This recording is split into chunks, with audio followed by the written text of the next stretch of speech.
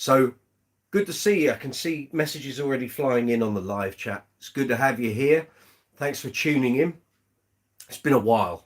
It's been 7 months actually since the last proper scheduled live chat. So that was back in December. So here we are. Bear with me a moment. Just need to mute this clown on my right, you can shut up. Laptop's there obviously. So yeah, it's been several months. So mid-December was the last live chat that I booked in. So we had a bit of a break, bit of a recharge, and looking now to do live chats every Tuesday like we used to do at 8 o'clock UK time, same as we did before, but we're using a slightly different platform. So it's going to be still on YouTube. We're going to be using the StreamYard software, which allows me to do a whole load of new things, new facilities, new features on the live chats, and it means I can get you guys out in YouTube land a bit more involved. So we'll still have the live chat text messaging system on the right of your screen, but there's also going to be the facility for you guys to come on screen. So if you're up for doing live chats and you guys are going to be part of the live chat as opposed to just me doing all the chat for several hours, that's the way we're going to operate. So there's going to be some new facilities, some new features. So the first one will be Tuesday coming up. Today's a bit of a preamble. I'm not running the software today. I just wanted to let you guys know what was coming up, a bit of a reconnect, and see how we're all getting on. But first one will be on Tuesday, and then after that it'll be every Tuesday from 8 p.m. UK time. So I've booked them all in today to take us through, I think, till about the 17th of December. So every Tuesday except for one, which is when I'm doing a theatre show nearer Christmas, we'll be here every Tuesday. So there we go. So I wanted to let you guys know that, and I wanted to kind of reconnect since we haven't really spoken very much since December. So it was time to get this show back on the road. So I hope you're all safe and well out there. Thank you for hanging on in with the channel. Thank you to all the new subscribers, and there are many of you, so thank you very much. If you've never attended one of the live chats before, then come on in. We're a friendly place here, and the people that who follow the live chats and get involved, get messaging, we're a pretty nice bunch. So come on in if you've not checked this out before. So I'm Mike Brooks. This is Brooks's Bass Corner, of course. What's changed since Christmas? Well, hopefully you've all seen the content that's been going up on the channel. There's been a mixture of long form and short form content. A lot of the things that I had thought we would get round to by now are still kind of in the oven, if you like. They're still kind of cooking. So the fretless series, that's on its way. I've started now doing the pedal kind of, they're not reviews, but they're not just demos either. So if you've seen the last three, so we've covered the Aguilar Filter Twin pedal, the Digitech drop pedal, and what's the other one, the Boss Dimension C pedal. Basically, I get those pedals, they get delivered, they're in a box, I take them out the box, I show you guys what's in the box, manual, adapters, all that sort of thing, and then give you like a rough demonstration for a couple of minutes, let you see what features, sounds and facilities are on those pedals. And then if it's one that I've already got and I've been using, then I tell you that and give you an overview of what that pedal can do. So there's 3 of those already up on the channel that have gone up over recent weeks. Hope you're enjoying those.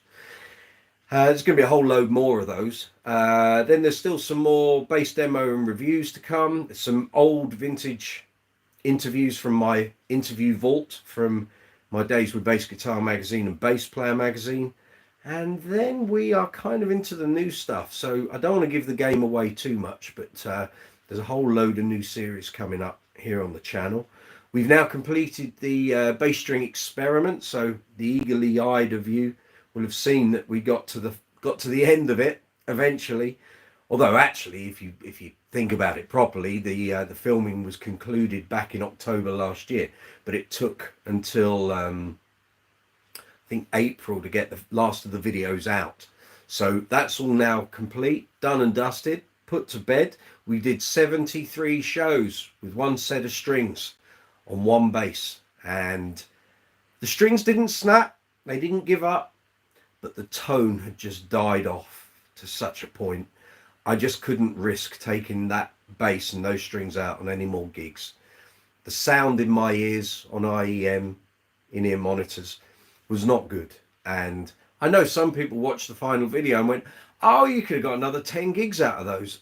I wasn't going to risk it, and they were so dead that I just thought there's going to come a day and a gig and a show that's going to be one too far, and either one string might go, two might.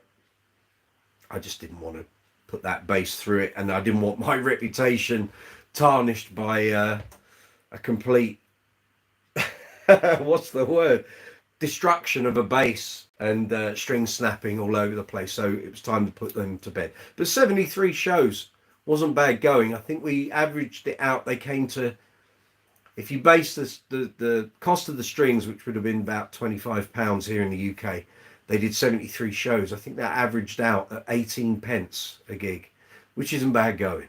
So I still have those strings in a packet in the garage, and they're going to be going to I think it's a string thing in Wales. I'm going to get them to make me like a bracelet thing. You know how you see all these things with leather and strings, and they make jewelry out of used strings. Well, I'm going to get them to make something for me with those strings. So that series is now put to bed. There is a big roundup video that I did in May, which basically pulled those videos together. So the sections where in the first 14 videos, first 14 shows, you would see me do the gig, and then I'd talk about it here in the in my office. I've taken the office stuff out of it, so basically you're seeing all the live stuff, and that pulled all 73 shows together. So if you want to check that out, it's here on the channel. I can put a link up if you can't find it, but it's there in the contents. Literally just go through the videos. I think it's called 73 shows, one bass, one set of strings, and here's what happened. So you'll find that here. So I can see loads of people logging on, so I'm going to catch up with you guys right now, and then I'm going to come back to going through what the live chats are all about. So lefty bassist, that's David Gill, I suspect, in America. David here, thanks again for taking the time to chat regarding the compressor pedal. No problem. David contacted me a couple of weeks ago regarding compressor pedals for bass, and we had a bit of an online discussion. So I said, yeah, I hope what I wrote back was useful. Yes, it was. Been spending more time working on my touch, and it's paying off. Excellent. Good work, David. Stacey Ann from North Carolina, good morning. Good to see you. David, hi, Stacey. We're very hot and humid here in South Carolina. Get you lot. We've got pouring rain here and gales, wind, not very high temperatures, but then that's summer in the UK. Look forward to your fretless series. Still loving mine. Excellent. Stacey, just wretched heat over there. We haven't got that here. We've had a little bit of heat about a week ago, and it's all gone. So that's probably our summer done and dusted. So you guys over there in the States, you enjoy yourselves, because we're not. So here, Brooks's Bass Corner. So how this all works. So if you've not been on a live chat before, it's very simple. Basically, on the right hand side of your YouTube screen, you'll see a text conversation. So anyone that's watching the video can get involved. Put your messages in there. You put your insertion point in the chat box at the bottom where it says chat. Type your message, press return. It then fires up here on my laptop screen, and I can respond to you. You'll see there's an emoji icon in the chat box. Feel free to hit that. Give it an absolute pummeling. The more emojis in the text chat, the better. Next to that, you'll see a dollar symbol. The teeth still aren't fixed. Sorry about that, people. A dollar symbol in a rectangle. That's called Super Chat. So that allows you to make a contribution to the channel if you wish to do so. You don't have to. Watching the video, watching any of the videos here on the channel, it's all free. You don't pay anything for watching any of the videos. But if you like the content, like this live chat, like the videos that are on the channel generally, if you'd like to help the channel keep going and maintain what we're doing, you can make a financial contribution to the channel, and that's called Super Chat. By hitting that dollar symbol, you can make a donation to the channel. You don't have to, it's entirely at your discretion. Underneath the video, you'll see a row of icons. There's a thumbs up and a thumbs down. If you enjoy the video, please give it a thumbs up. That really helps this video and the channel with regard to the YouTube algorithm. If you give the video a thumbs down, obviously you're not enjoying the video or you're not enjoying what I do. But please, if you're going to give it a thumbs down, then please leave a message. Tell me what you didn't like. I can't improve it or make it any better if I don't know what the problem is. Next to that, you'll see a share arrow, which means you can share this video out to social media, websites, email. You get that gist. Next to that, you'll see there's a shop icon, which is like a shopping bag. That takes you through to the merchandise for the channel, where you can buy t-shirts, you can buy tops like this. There are hoodies, sweatshirts, whole number of clothing accessories.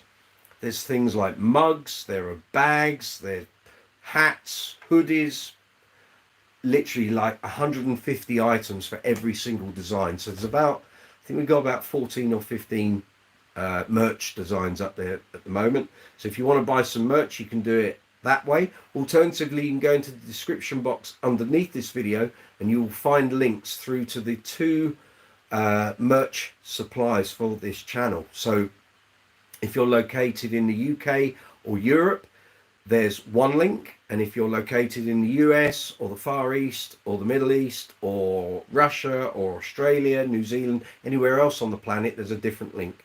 Both of those links will take you through to the respective merch stores based on where you're located.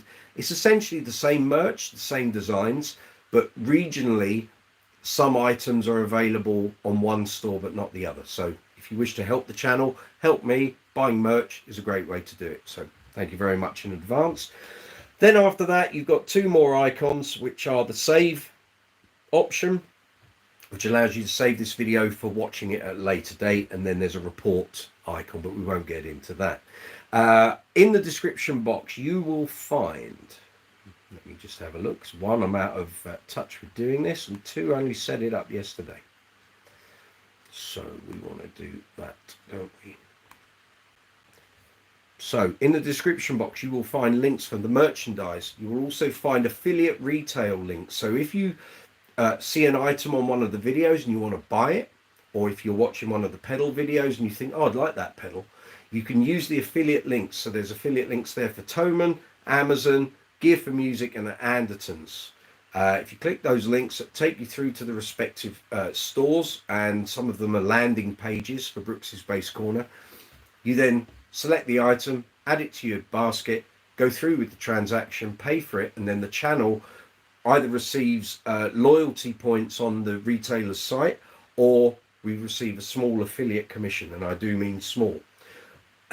I'm not going to become a rich man on affiliate commissions only, but it all helps the channel. So if you have watched one of those recent effect pedal videos, and you've, like, if you watch the Digitech drop pedal and you think, I'd really like that, that could really help the band I'm playing in or the setup I've got, you can order that today. So go through to one of the retailer links, whether it's Amazon, Thomann, Gear for Music, or ANDERTONS. Find the cheapest price that works best for you wherever you are on the planet, and if you go through with that affiliate sale, then the channel gets a little kickback from the retailer, which helps a great deal. You'll also find social media links in that description box. If you're new to the channel, if you aren't already subscribed to the channel, please hit the subscribe button below. Hit the notification bell and you'll get notifications when I post up new videos. If you don't want any notifications, you can still subscribe to the channel and just turn the notification bell to off, so you get no notifications. And again, if you enjoy the video, enjoy the channel, please give it a thumbs up. And that applies to every video on the channel, of course. So that's that. So that's a quick resume of what the live chats are all about. So coming up on the channel, we've got loads of stuff coming up. Actually, my schedule is flat out through the summer for the channel. So there's loads of new content coming your way. So keep checking back to the channel. If you don't subscribe or you haven't hit the notification bell, you're not going to get those notifications. So it'll be up to you to come and check out when there's new stuff on the channel.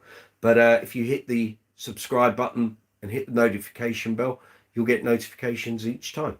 And that's how that works. So as I've said, live chats will be coming back regularly from Tuesday this week coming, which is July the 9th, 8 p.m. UK time. So if you want to set a reminder up for that, you can go into the channel videos and you'll see a link through to Tuesday's live chat. You can hit that and YouTube will send you a notification probably about 10 to 15 minutes before the live chat starts. And it'll notify you that we're about to go into live chat mode. So if you'd like to come back and join us on that, feel free. But I'm going to be here now for probably about the next hour and a half, 2 hours before the England game starts. And then I'll be watching that. But we're here for live chats every Tuesday from now up until, I think it's the 17th of December. So every week, every Tuesday, there will be a live chat here on Brooksy's Base Corner. So welcome back. It's good to see you. Good to see you. And I know quite a few people watch the live chats after the event. So if you're not involved at the moment, don't worry. You can still get involved after the live chat's finished. You can just leave comments in the comment section below the video, and I'll come back to it and reply to anything that you post up after the event as soon as I get a chance to do so. So there we are. So we've got Stacey Ann, we've got David Gill, North Carolina and South Carolina represented. I know a few other people are going to be turning up later on. They're a bit busy at the moment, but they will be here before the live chat finishes. So hopefully we will see some of the old regulars. So if you've got any questions about bass gear, any of the videos here on the channel, if you want to ask anything about the channel, if you've got any suggestions for new content, things you'd like to see, there are so many bass channels here on YouTube, I can't keep up. And I know people keep asking me, have you seen such and such a video on someone's channel? Have you seen that thing? I literally, I don't. I can't keep up. I'm a one-man operation here, so I have enough on my plate just keeping up to date with what I'm doing. But yeah, there've been, well, since we were doing the live chats in December, there've been a few new notable, what's the word? Notable, prominent bass players, prominent channels appearing. So well done, guys and girls, all of those of you who are trailblazing at the moment. It's good to see. We're doing okay. Everything's in the green in the studio on here on YouTube. So views are up, watch time's up, click-through rate is up. Everything's kind of up. It's all in the green. There's no red arrows at the moment, which is good.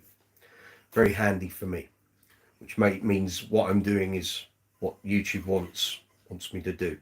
So if you're wondering why we're in the vertical format, this is the way live chats now run. We can go back to a horizontal thing, but YouTube is trying to get all live chatters and live streamers to work in a 9:16 format so they can integrate it within the YouTube short system. So if we were to talk about, for example, Kubicki factor basses, the algorithm and YouTube will then take that section of this live chat video and create a title. So if someone went into Google or YouTube and searched for Kubicki factor basses, that section of the live chat will become available for someone that wants to find out about them. It will be there for them to click on. So that's the way the whole algorithm and system is going forward. So if you normally I'm sat down, obviously I'm either at my desk or here in front of the wall of amplification, but I wanted to do this one standing up. So unfortunately you have to see my curtains at the back, but yeah. So behind me we have an SWR red, super red head, sorry. We have a Hartke 2x10 combo here. There's an EBS Neo 212 on the bottom. There's an Aguilar SL 212 at the bottom. An assortment of pedals, of course. There's a Stormtrooper head there as well. And then we have the video game mugs and assorted trophies from bass shows past and present. So it's all there. So nothing has really changed in this setup. Once we get going on Tuesday, the StreamYard software will start to open up more features for you guys watching the live chat. So it should be good. I was going to try and get it up and running today, but I still need a day's kind of familiarization with it. There's so many features and so much stuff you can do that I didn't want to sort of unleash it and make a complete dog's dinner of it. So that will be on Tuesday. So how are we doing out there, gang? How is everyone? Good to see you if you're tuning in. I know it's a little strange to be doing a live chat here on Brooks's Bass Corner on a Saturday. We will do Saturday live chats in the winter after Christmas. So I noticed this year after Christmas that a lot of the big hitters here on YouTube do their live chats on Saturday afternoons or Saturday mornings for you guys in the US in different time zones, and it's definitely something I would like to tap into. I can't do it during the summer. It just doesn't work because I'm on gigs. Sometimes I'm leaving early in the morning, so I couldn't do that. But also the fact that in order to make the live chats work for you fabulous people in YouTube land, I've got to try and take an aggregate time zone. There's no point me doing live chats at 9 o'clock in the morning here in the UK, because none of you fabulous people in the US would be awake for that. That's I'd be shooting myself in the foot if I did that. So really the live chats have to be sort of mid-afternoon UK time, so that you guys in the States, as you're waking up on a Saturday or a Sunday, you're able to tune in. Yes, you can watch them after the event, but it means you don't get to really get involved in the conversation. So after Christmas, for about 4 to 6 weeks, we'll do some live chats on Saturdays. Generally the weather's pretty atrocious and people don't want to go shopping after the nightmare of Christmas, so we will do some Saturday live chats at the end of the year, start of next year. But otherwise we are booked in for the Tuesday nights. So yeah. So how's Stacey Ann today? How's David Gill today? Any new purchases, gang? Any new the bass news? Anything you guys are doing? New practice regimes? Any new strings, equipment, pedals? This is a good place to hang out and stay cool. Thank you very much, Stace. It's cool here because it's so cold outside. That's for sure.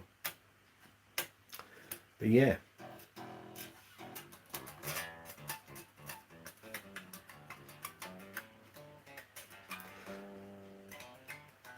Now, I accept that a lot of people, certainly here in the UK, are probably out shopping at the moment. And also a lot of people preparing for barbecues and stuff before the England Euros game at 5 o'clock. So, but today's focus was really just to keep you guys informed and to let you know that the live chats will be back from Tuesday. Looking forward to it. Looking forward to it. Missed it a great deal. And I've had various messages from a lot of the old regulars saying, "Oh, we need to have the live chats back. It's Tuesday nights aren't the same." Well, they're coming back from Tuesday. We'll be there. So if you've got any questions about basses, amps, pedals, accessories, what I've been up to for the past 7 months, what I'm going to be up to for the next 7 months, let me know. Put it in the live chat box, press return. As soon as I see your message, I'll respond. David, picked up a Zoom H4n Pro to record my practices. Good work, sir. I have a Zoom Q2n over there, but I've got the older one before it went to 4K. What I should have done was not bought it. I should have held on for 4K, but I didn't. It helps, but can also be frustrating hearing the mistakes. That never stops, my friend. But hearing your mistakes means at least you can do something to change it.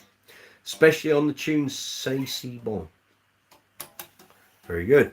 Well, you know, all those sort of things. Recording your playing, whether it's on a camera, audio recorder, recording gigs. I've started recording gigs lately on my phone. I've got a dep standing in on an Uncle Funk show coming up, so I've been trying to sort of amalgamate as much footage as I can, because we don't do the same set every show. So the one night I set the camera up thinking, all right, we'll get the complete set tonight. We didn't do it all, so he wouldn't have got all the songs that he's going to need to learn. So I've recorded another couple of gigs, and I'll probably record next week's one as well, and then send him those videos and say, there you go. Cheers, Chris. Stacey, oh my days, I'm itching to get back into a practice regime. It's just finding the time, isn't it? It's hard. It's hard. If you're wondering why I've got the Kubicki here, it's been featured quite a bit doing the pedal videos of late. And I had a guy contact me through social media saying, you should use that Kubicki more. It's like, well, that's all well and good, but it's not always the most suitable for everything that I do. But here on the channel, a lot of the time it's 6-inch rack. But I thought we'd get it out for the pedal videos, and it's a good recording base because it's not too hi-fi and it's not too old school. It's kind of in the middle, and it's got some good tones on it, and it's clear. And it's worked really well on those pedal recordings. So if you don't know what I'm talking about, I've done 3 videos up to this point where we basically get a pedal brand new in the box and we check it out. So it's literally straight out the box. It might be one that I've never even played. Literally I've ordered and it's turned up, and we take it out of the box, we plug it in, and away we go. Or it might be like with the Digitech pedal or the envelope filter, the Aguilar filter twin. It's been on my board for like 4 or 5 years, and I've used them extensively. But I can pretty much tell you what those pedals can do because I'm using them every gig. So especially the Digitech pedal, it doesn't come off my board. Now it's permanently there. I use it every single gig. Doesn't matter which band. If I'm not using the drop tuning setup, I'm using the octave effect that it's got built in. We'll fire up the old redhead here. Oh, it's already fired up, you idiot. You just got to unmute the bass. There we go.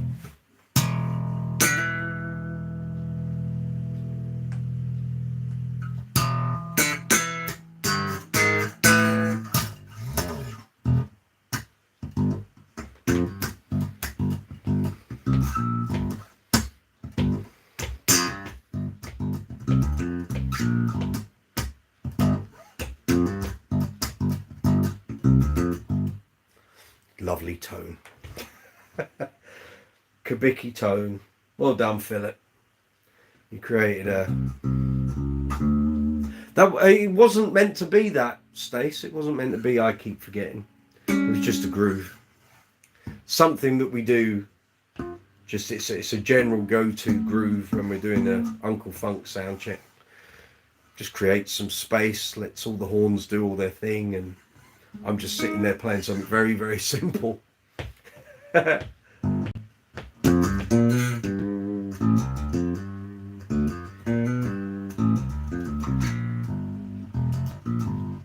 go for the old drop D.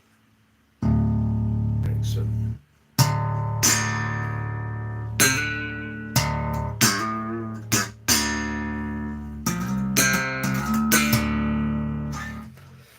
I get a lot of questions, people who watch the review video for the Kubicki, and they're always asking about the drop D tuner, because it's not a hip shot, it's not a standard hip shot extender thing, which basically moves. Yes, it drops you down very quick, but you still have to play 2 frets up if you're going for a tone down drop. But with the Kubicki, you don't have that because you have these extra 2 frets here. Sorry, I'm trying to watch the camera while I'm doing it. So you have the 2 frets. Also gives it a little bit of extra scale length, 36-inch scale I think it comes to. But it means your fretting doesn't change. So open, it's a D, E is here,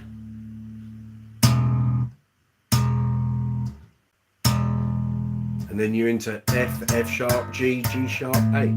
Nothing changes. I'm trying to cram all this in onto a 9:16 screen ratio. It's not easy, is it? And then you just flip it back up. It's not a hard process. People always look at it and try and make it more complicated than it is. It really isn't. I'm trying to show you here. So it's literally, you put your thumb on the extender, move it forward, you pull the string down with your fingers and let it go, and that's it.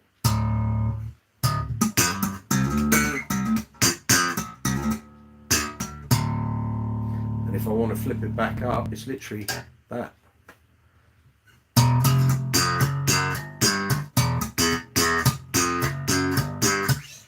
Simple, really. It's great. Visionary bass. There we go. Here we go. And this is just running clean into this SWR Super Redhead here. This format is good for up close demoing. What do you mean, the 9:16 or what I'm doing on the live chat?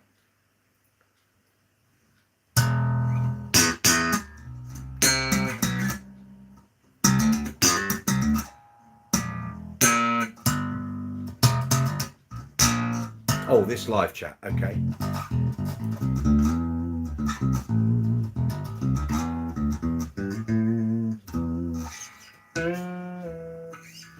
So yeah, this is it. Brooks's Bass Corner live chat back up and running. Going to be here probably till about 4:30.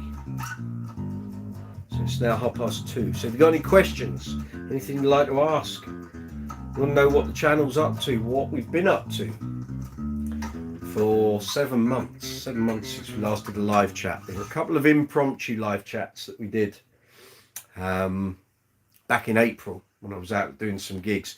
But what I've found is last year I was doing lots of those impromptu live chats, and it's fine. But if there's music in the background, it's a problem. And I've when I was doing the bass string experiment series, there was a video of a show back in November 2022, and in the background, when we got to the end of the gig, they were playing Chic stuff in the background in the theatre, and it picked up on the video. And when I came to edit the video, it flagged it up that there was a copyright issue. But there was a facility that YouTube had put in that allowed you or YouTube to change the audio algorithm. So even though you could still hear the tune in the background, it wasn't so audible that it would cause a copyright strike. So I used it, and it played that video through with me doing my talking and demoing the bass. You could still hear Chic in the background, but it wasn't very loud. When I came to do the complete journey video and pull all those videos together, that segment obviously was loud again. So it flagged up the Chic copyright strike. No, it wasn't a strike, it was a copyright claim. But they'd removed this facility to sort of reduce the volume and the integrity of the audio so that it wouldn't invoke the copyright claim. And when the video processed and went up, I literally had to mute that segment of the video. It's about 50 seconds of me chatting, so you're not missing much. It muted it. So now there's no music, there's no chat. So they changed that ability. Well, today they've posted up that they're now reintegrating that, and it's going to become a permanent feature on all long form and short form content. So if I'm playing, say if I was playing now and we had something playing in the background and it invoked a copyright claim, I can use this tool, and it's through AI, I think it's doing it.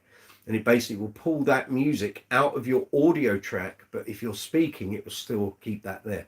I'm really looking forward to seeing how that works, because that will make things a whole lot easier when I'm out on gigs and doing impromptu live chats with the camera handheld. So yeah, so I haven't been doing the impromptu live chats, and also literally every gig I've done this summer when we've been out and about, the reception's been so bad in terms of network reception on the phone. I just couldn't do it. A couple of times I tried to initiate live chat and it would just stall. It wouldn't do anything, and I just thought, this is a bit pointless. Pointless for you guys, pointless for me, so I didn't do it. Scott M, good to see you. Good to see you. Welcome back, mate.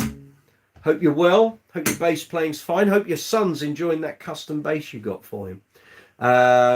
Yes, Stacey, where did 7 months go? Correct. I don't know. We're already over halfway through the year. It's crazy. But yeah, Scott, good to see you. And thank you again for that super chat payment. I can't remember when that was. It was a while back, wasn't it? But thank you. Oh, it was when I was doing the complete journey video. Yeah. Thank you. But I hope everything's good at your end. Hope life's treating you well. Stacey, well, that's a smart move on YouTube's part. Guess they saw how many notifications flooded into them. What you're finding is creators like me just weren't filming stuff and doing live chats, and lots of us were getting tripped up with music in the background, sometimes not even very loud. And it was causing a problem. Maybe a lot of people have lost their channels through copyright claims and copyright strikes. It could be a thing. Because if we aren't earning money, YouTube's not earning money. So if we're monetized. Oh, tell you what, I'm noticing on this Kubicki is the tightness of the frets compared to the basses I'm usually playing. I can't. I'm having a second guess where my fingers are going. One of these used to be my main bass, the pink one, the fretless, although it wasn't fretless then.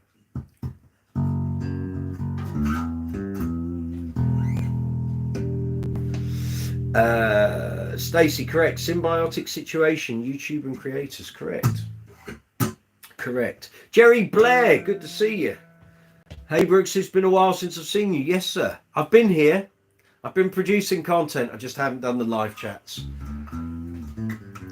It's when we got to Christmas, we'd done the live chat as a run from September to December, and I felt like I needed a recharge, and I thought a lot of you guys needed a bit of a recharge and a break from me for a while. And also I wanted to change some things up because a lot of the live chats have been done on the mobile phone, and I want to change it up.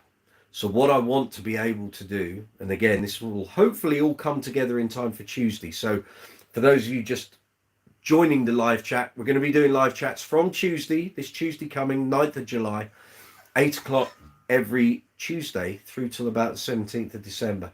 What I want to be able to do is we're going to be doing the live chats via a camera, not my mobile phone. Going to be doing it via a camera. It's also going to be going through a platform called StreamYard, which means I can open up a whole load of other facilities and features for you guys to get involved in the live chat. So if we're talking about something, so we're talking about Kubicki factor basses, I can give some of you, if you want to join in, I can give you an access code that allows you then to come into the live chat on camera and we can talk rather than it all being text. You'll be able to come in and join in on the live chats, which should be great. But also what I want to be able to do is not use the mic on the mobile phone. I want to use my nice Shure SM, is it an SM7B? I think it is. Anyway, nice mic. And I want to be able to play stuff through the audio interface. So you're getting the best audio as opposed to it all being picked up on a mobile phone. Mobile phone microphone. Thank you. So in order to do all that, I've had to change up a couple of things when it comes to doing live chats. So hopefully by the time we get to Tuesday, all of this will be working, and my plan will have sort of come to fruition, but we'll see. We'll see. There might still be some hiccups yet. I don't know, but I'll be doing a lot of testing tomorrow and Monday to make sure it's all ready, or try and make sure it's all ready for Tuesday. So yeah, so that's the plan. That is the plan. We will see. But yeah, so the live chats, when we got through to December, I thought, you guys need a break. I need a break. We need to change some things up. I've done 70 live chats, not including the impromptu ones, all along the same line. So it's time for a change. So if we can get you guys more involved in it, make the technology work a bit better, make the audio and visual experience a little bit better, then it's a winner. So, but I needed the time to be able to do that, as well as continuing to bring out the content that's been appearing on the channel. So that was the plan. Hope you all enjoyed the bass reviews and demos of the Anaconda stuff. There's still actually 3 reviews that I've got to put up.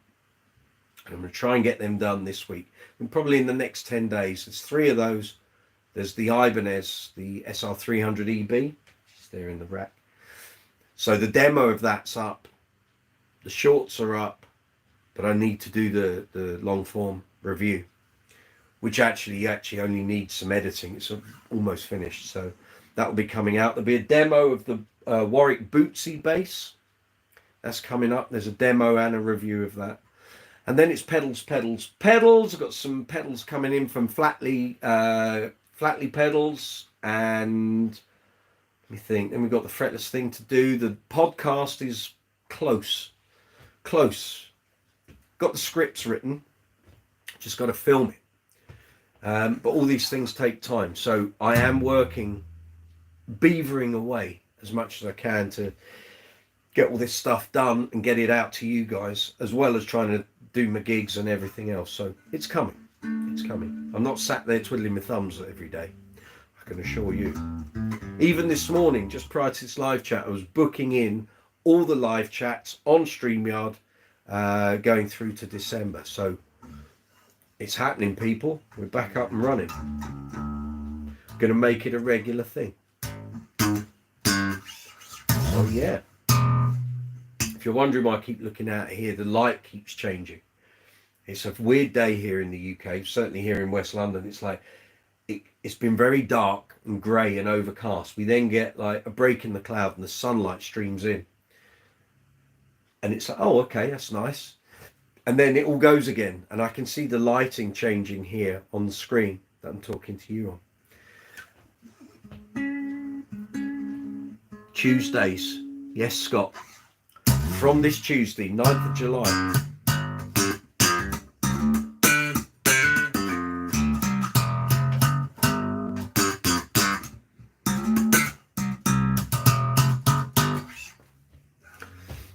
Yeah.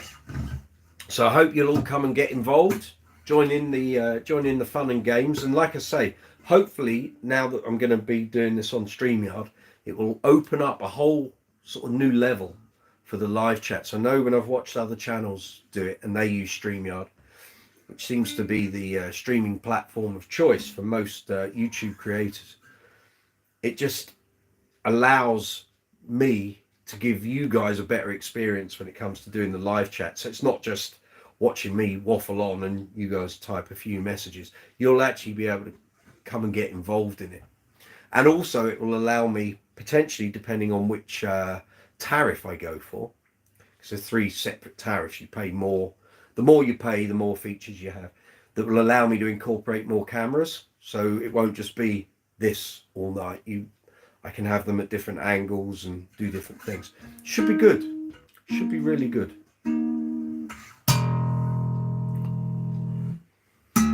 No other bass sounds like a Kubicki. Not with that. And the slap D. Amazing. And then you change the setting. Get ready, the speakers could suddenly leave the cabinet. Like a load of much deeper bass and the mids taken out.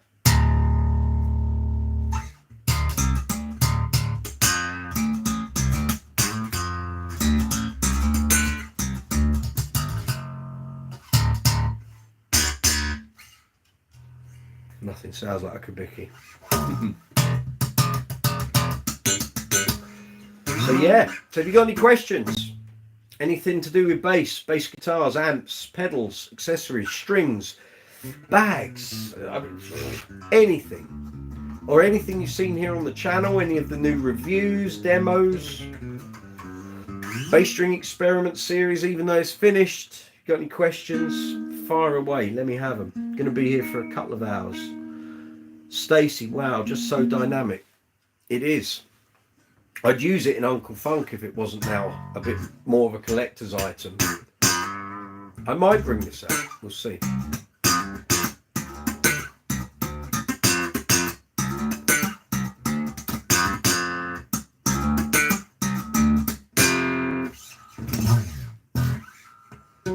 Oh.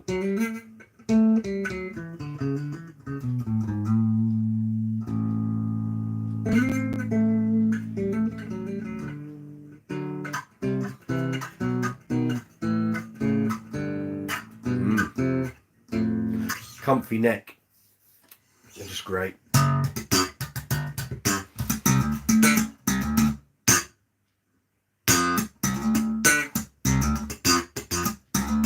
So if you're wondering why I'm here on a Saturday and I'm not out on my way to a gig, it's been a weird date in the calendar this.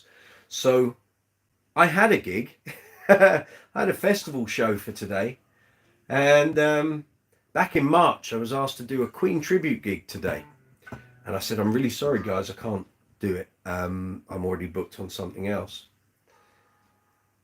And 3 days later, the gig I'm booked on cancelled. So I went back to the Queen tribute to try and get that gig back if they hadn't already put someone in place, and they had. So that was my loss. And then literally since then, I've probably had 3 or 4 other gigs in the book for today, and all of them cancelled or blew out. It's one of those days. You occasionally get them every couple of years. There'll be one date in the summer, and it doesn't matter what you do, you just can't nail a gig down. It's or people will get you booked up and, oh, gig's off now, it's cancelled. Or the bass player's available, we don't need you to do it. So it's one of those today. So I thought, right, well, today we'll do give you guys a reconnect with the live chats and pre-warn you from Tuesday. We're back up and running. Stacey, speaking of Uncle Funk, how did you get on sorting that Bootsy bass strap issue? Right. Yeah, well, it hasn't really sorted itself, has it? So for any of you that know, I bought a Warwick Bootsy bass. Actually, I could probably, let me take this off and I'll show you. So I bought one in October for Uncle Funk, which is the disco show band that I play in, because it's perfect in terms of visuals. Now, before I bought it, I did read some things that said this bass does not balance well. And I thought, yeah, I've heard that a million times. I'll deal with it. It'll be fine. Yeah. Right, I'm just trying to see, where can I put this? That can go in the rack. I haven't really got space there, have I? Okay, right, I'm going to prop that up there. Just bear with me, people. Right, so back on camera, and you can see the lovely merch t-shirt as well. So I bought it thinking, oh, it's fine, I'll deal with it and it'll be great. So I did a couple of gigs with it back in October, and it became very obvious to me very, very, very quickly that this thing has serious, and I mean serious, weight issues. So it's not that heavy. It's probably 4 kilos, maybe. So it's not particularly heavy. But the weight isn't the problem. The problem is, and this is made in China. It's not expensive, heavy wood. It's reasonably cheap timber. But the problem is the body design, which, okay, yeah, it is what it is. But it's this.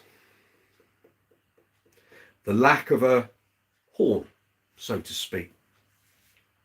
So what happens is, as you're about to see, So I'm going to try and stand back as far as I can so you can see it. So I'm going to let go of this and you're going to see exactly what happens, right? Ready? Go. So that's what happens. The bass literally, the headstock tips. That's not heavy. There's not a lot of weight there, but it's this. It's the pivot point for the strap, right? Now, if this point came out further, or the body had been designed in a better way, wouldn't have this issue. So on the back, and I know a few people who've bought these have repositioned the strap buttons. So there's 3. Now, if you look at photos of Bootsy Collins, whenever he plays a bass like this, he uses a strap that goes down to a lower point. But also, a perfect example being his full price, expensive signature bass, which this is the cheap rock bass version, cheap, 1,400 quid. The expensive one with all the LEDs and multiple pickups and blah, blah, blah, blah, blah, is not the same shape. These points are in different places. And also he runs his strap to the lower button, not the upper button. If you do that on here, the bass literally flips out like that. It goes that way. On this, with the strap at the top, if the point was out here, it would balance okay. But with the point there, you are going to have to reposition where the strap buttons are. And I know there was a guy, and I spoke about it on the live chats, who was selling one of these. I think he's still trying to sell it on Facebook in Cambridgeshire, and he's done that. But the problem is he's now left with like loads of holes all over the back of the guitar, and the points on the headstock have all been bashed, so it's not the greatest looking thing, and he still can't sell it. I mean, let's be fair, it's not something you're going to play down at the Dog and Duck, but for Uncle Funk it's perfect, but it is just almost impossible to play. So that's, I'm trying to show you, right? So if I let go, it's just going bang. So what I find on the gigs, it doesn't matter how high up I have the bass, you've also got this point which will basically skewer you in the armpit if you're not careful when it tips up. Yeah. So what you end up with is the lower knuckle, where your fingers meet your hand, the neck sits there. But the problem is if you try and slide, so for example, if I play Boogie Nights, okay, you'll see I can't do the slides accurately because basically the neck is resting on my hand, and because I don't have a grip of the neck, if I don't rest the neck on my hand, it's going to tip. So you'll see it. Oh,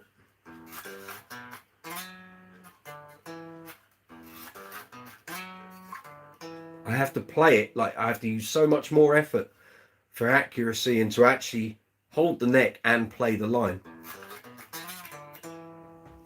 And so you can't go on autopilot playing this. You are seriously concentrating the whole time. There's actually 2 songs in the first set of Uncle Funk's regular show. My plan was to use this for first sets and one of my other basses for second set. At the moment, I can't even use it for the first set because it's just causing me too many problems. But you're literally having a whole, trying to slide a note is hard because the neck is resting on you, on that part. It's a nightmare. So my intention was to add more weight at this end of the bass. And I was looking round, I thought, well, shall I put some stones in a bag? We're talking high tech here. And tape the stones to the bass. And I thought, no, that's not going to work. And I had no idea how much extra weight I was going to need. So I started looking at ankle weights, and that could still be a solution. I haven't got that far yet. But I was having a look on Amazon and eBay to find what can I buy that's small, that is heavy, that I can attach. So I ended up buying some strips of wheel weights. So when you have the balancing done on your tyres, when you have new tyres put on, they have these little weights. Well, I'm not sure if it's motorcycles or what, but basically you can buy strips of these weights, and they're on like an adhesive strip. and you can just build it up. So I was like, okay, but then you realize actually these things aren't that heavy. You're going to need a lot of them. So I bought 10 or 15 strips of these things, and I had them. You'll see some marks here where I had some sellotape because I did like a dry run here at home. So there was over a kilo of extra weight on this base at this end, and it made not a jot of difference. It's to do with this. It's the point of attachment for the strap. I even bought this, which is a fairly hefty and expensive strap. And unfortunately, in testing it, I ended up having to buy it because I'd marked the attaching point on the strap. There was no way they could sell it after I'd spent like 15 attempts to get this to work.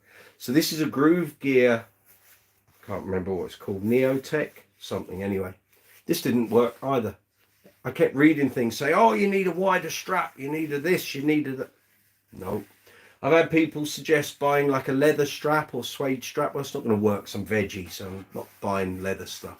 Although there is a little patch of leather on here. I can't get away from it. But I didn't want a suede or a leather strap because apparently the resistance can stop the thing from moving.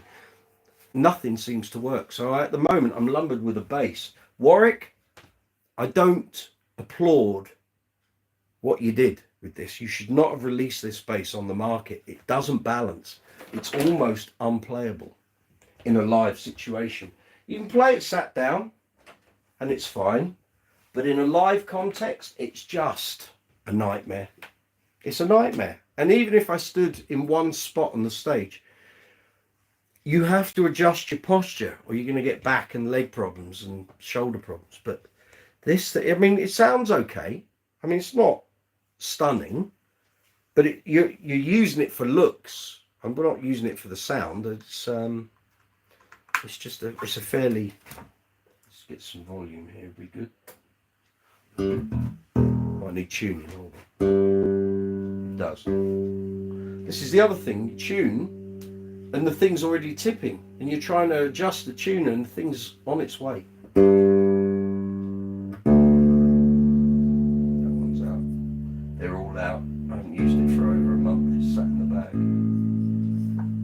It's a nightmare, and you're on a festival stage in front of thousands of people and the bass just wants to plummet to the floor. It's horrendous. They should not have released this, or they should have rethought the... And I know Warwick will say, oh, we'll just relocate the strap buttons. I shouldn't have to. That's the point. You should have done your due diligence and design work and realised that ain't going to work. I mean, when I took it to the gallery in London, John there said, well, what you need to do, it seems like you need to have a strap button like out here, like the 15th fret. He said, but I don't know how you get, what you're going to attach it to. And you can't just have a screw hanging out. It's just not going to work. It's going to break off. Crazy. I don't get it. That's the treble. Thank you. That's the bass.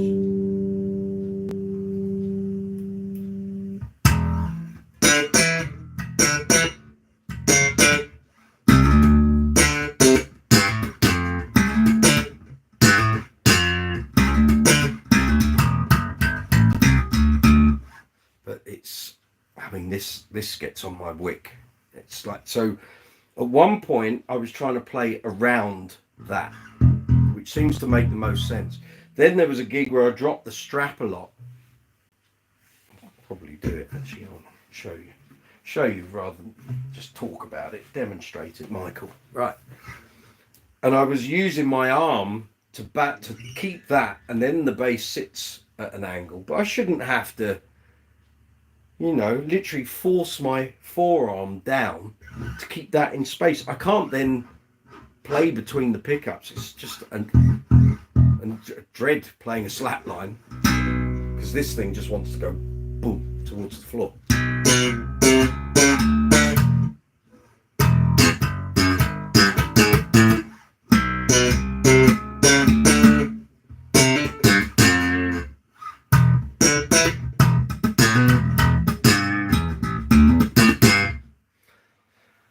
A nightmare. So no, Stacey, in answer to your question, I haven't solved it. Not at all. Scott, got to run. Have a nice weekend. See everyone on Tuesday. Scott, see you Tuesday. Take it easy. There we go. The Bootsy. Oh no. Warwick didn't think that Bootsy model through. No, they didn't. Not close. Not even close. They could have put a cavity in this base where you could either add weight or do something. They could have done that. They didn't. But I'm not convinced that adding weight to it actually solves the problem. I think it's the pivot point of these strap buttons and that horn. What they should have done perhaps was, I mean, they could have done it at the design stage on the computer, was rotate the star a little further forward or make these points like, who knows? I don't know. Anyone have suggestions on how to do this without drilling holes? No, there isn't. I don't think there is a way. I honestly don't think there is a way. And yeah, I could drill the holes and reposition. I'm not sure it's going to work. I don't know that it's going to work. And I don't want to. I mean, it's going to be hard enough to sell this when it comes to the time that I don't need it. That you don't want to be butchering it because people go, well, it's not original. Or they don't want the holes in the back, which is why the guy on Facebook can't shift his one. George Iliadis, see you there. Hold on. Stacey, some way to weight just the lower part of the strap. I wrapped a tin of baked beans to the strap to see if that made a difference. It didn't. It didn't. George also needs a Steinberger type strap system. Potentially. Well done, George. Good to see you. Welcome back. Live chats are happening from Tuesday. There's something called Guitar Gummy that's a silicon strip. Investigating that now. Okay. But I'm still not... I'd love to be able to use this every gig. It's a nice bass to play. I like the sound, but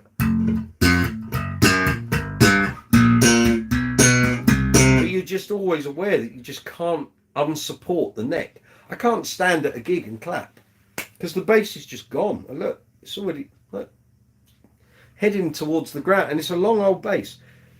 If I had the strap longer, it'd be on the floor. It's just a shame. It's a real shame because I could get some serious mileage out of this bass, and I'd be tempted to put some LEDs in it and really go for it, but I'm not going to do it because I'm not convinced how much I'm going to be able to use it. I think on a gig, if I was stood in one place and not having to move, we might get somewhere, but on an Uncle Funk show, I've got dance steps to do, and you're playing big stages, and you know, I can't even clap for car wash. The bass is gone. It's just no. Bad design, Warwick. Bad. Russell, good to see you, my friend. How are we doing? Extend the bar on the upper horn. Can you send me a link? Find if you know what you're referring to. Yeah, it's just where do you attach it and what do you do? I don't know. They just did not think this one through. Guys at Warwick, anyone that's watching, YouTube, if you're going to edit this part of the video into a short, then please, Warwick, explain yourselves. Why did you allow this bass to leave the design stage and it doesn't balance? There's no excuse for it. It's not a heavy bass. It's not a heavy instrument. It's to do with your design. It's just, I can't play that on a festival stage. It's just gone. And it's just annoying. I added an extra kilo of weight to it. It made not a blind bit of difference. Sorry, I'm on a bit of a rant here. I didn't mean to. Tin of baked beans, yeah. In fact, at one point I added 2 tins. I had one on the strap and I sellotaped one to the body. Nope, didn't make any difference. The thing still wanted to go. Just it felt heavier. That's all. The thing was still going. It's the pivoting point. It's to do with this. Where that is. The other one's fine. In fact, I even thought about if I was to do the pins, putting one on the bottom horn and putting the strap there, which is what I think the guy from Cambridge has probably done. But then you're going to end up with the strap button hitting your leg all the time. I mean, just crazy. Come on, guys. You're better than that. Am I? Hello, Joe. Yeah. There's a short Right there, yeah, isn't there just? I mean, I might end up doing one. Because it's just nuts. Come on, Warwick. I mean, the daft thing is this bass has been out for 13, 14 years maybe. And I think they've probably just sort of washed their hands of it. It's like, well, it's out there, but we don't need to do anything. It's such a shame.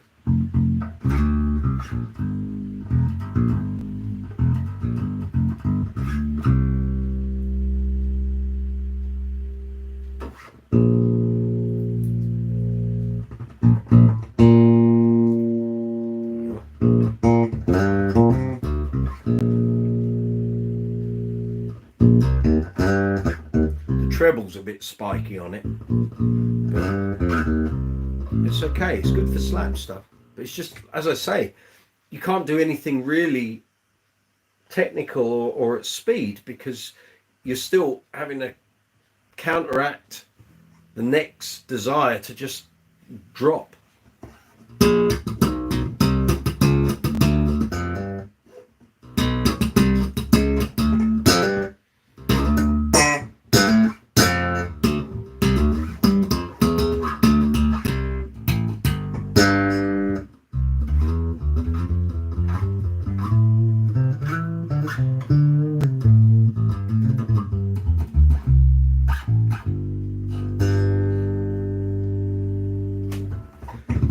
I'm an unhappy customer. Okay, I bought it second hand, but it's still by the by. It could be better. Could be much better. And the funny thing is, I don't remember if we had one of these for review at Bass Guitar Magazine when they came out. We might have done. I didn't do it. Maybe someone else did, but I hope they pulled up the fact that this thing just falls to the floor. But anyway, that's my tale. It's a shame. It's a shame. I'm hoping I get some sort of solution to it because I really want to use it on a load of theatre shows next year. But we'll see. Russell, if you can find that extender bar, a Wunderbar extender bar, I'd be very happy if that solves it. But I'm not convinced. Because, as I said, I went to the gallery with it and they just sort of stood there scratching their heads. They weren't sure what. I said, is there a solution? Is it, what can you do? They went, I don't know. Other than increase and extend the point from which the strap button sits. But there we are. That's a shame, isn't it? But, yeah. So anyway, this is Brooksy's Bass Corner. We've been going for an hour and 8 minutes. Good to see you. Cheers, everyone. Good to see you. Welcome back. We'll be back with the regular live chats on Tuesday, this Tuesday, 9th of July, from 8 p.m. UK time.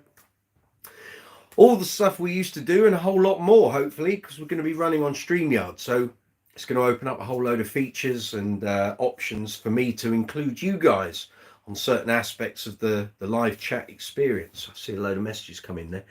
Russell, a lot of people homebrew them. It's just a flat piece of metal that screws into the heel or the upper horn. Okay. I might have a look on YouTube, see if I can find someone's take on it. Stacy, this guitar gummy is aimed at preventing the strap slipping at the shoulder or neck. I don't know how much of it is actually the strap that's causing the problem. That's the thing. It could be. I thought it was. I thought if I bought that super wide strap, it would sit. It would distribute the weight more evenly. It didn't make any difference. I put the bass on that strap, just went straight to the ground again. Which was a shame, because the strap wasn't cheap. But I'm going to make use of that with one of my alembics, so that's fair enough. So yeah, there we go. There we go. Trying to see what bases I've got there. Right. So yeah. So if you've got any questions about basses, amps, guitars, bass guitars of course, effect pedals, accessories, strings, bass players, want to know anything about the channel, and let me know. Put it in the live chat box, type your question in the chat window, press return or enter, and it'll pop up here on my window and I'll reply to it as soon as I see it. The emoji icon is there, so feel free to add your emojis into the chat. There's also the super chat option, which allows you to make a contribution to the channel if you wish to do so. You don't have to, but if you wish to do so, that would be very much appreciated. I don't think the super thanks option exists anymore. I could be wrong. I don't think it exists because I'm not seeing it on the icons underneath the video, and I think YouTube may have removed it because no one was really using it. But I could be wrong. So obviously I'm looking at this as a creator. What I've got on my laptop screen here is a creator, but I don't see the super thanks option anymore. And I think they may have moved that to YouTube Shorts for some reason. But yeah. So there we go. There we go. So after this, we've got the England game at 5 o'clock here, which could, judging on last Sunday's performance, it could go one or two ways, either very well or very badly. We'll see. We'll see. We're playing Switzerland. Super chat or super sticker? Super sticker. Oh, okay. They've still got the super stickers in, have they? Very good. Okie dokes. That's good. But yeah. So what's everyone been buying? New purchases. I haven't spoken to most of you since December. So have you got any new basses? Any new pedals that are floating your boat? Any new finds on the equipment front? Any new amps?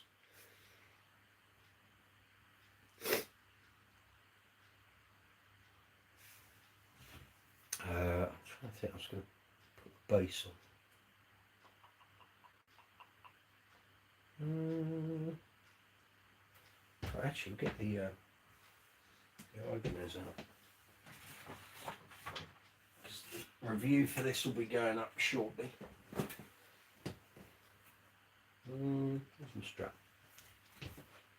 There we go.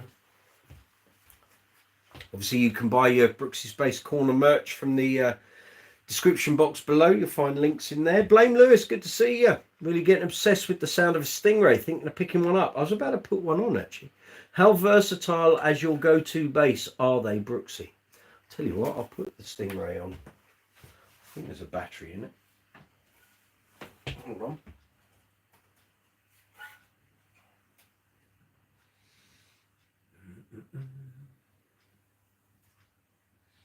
Bear with me.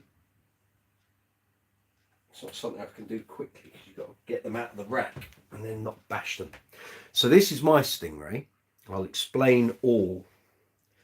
2 seconds. I think there's a battery in there.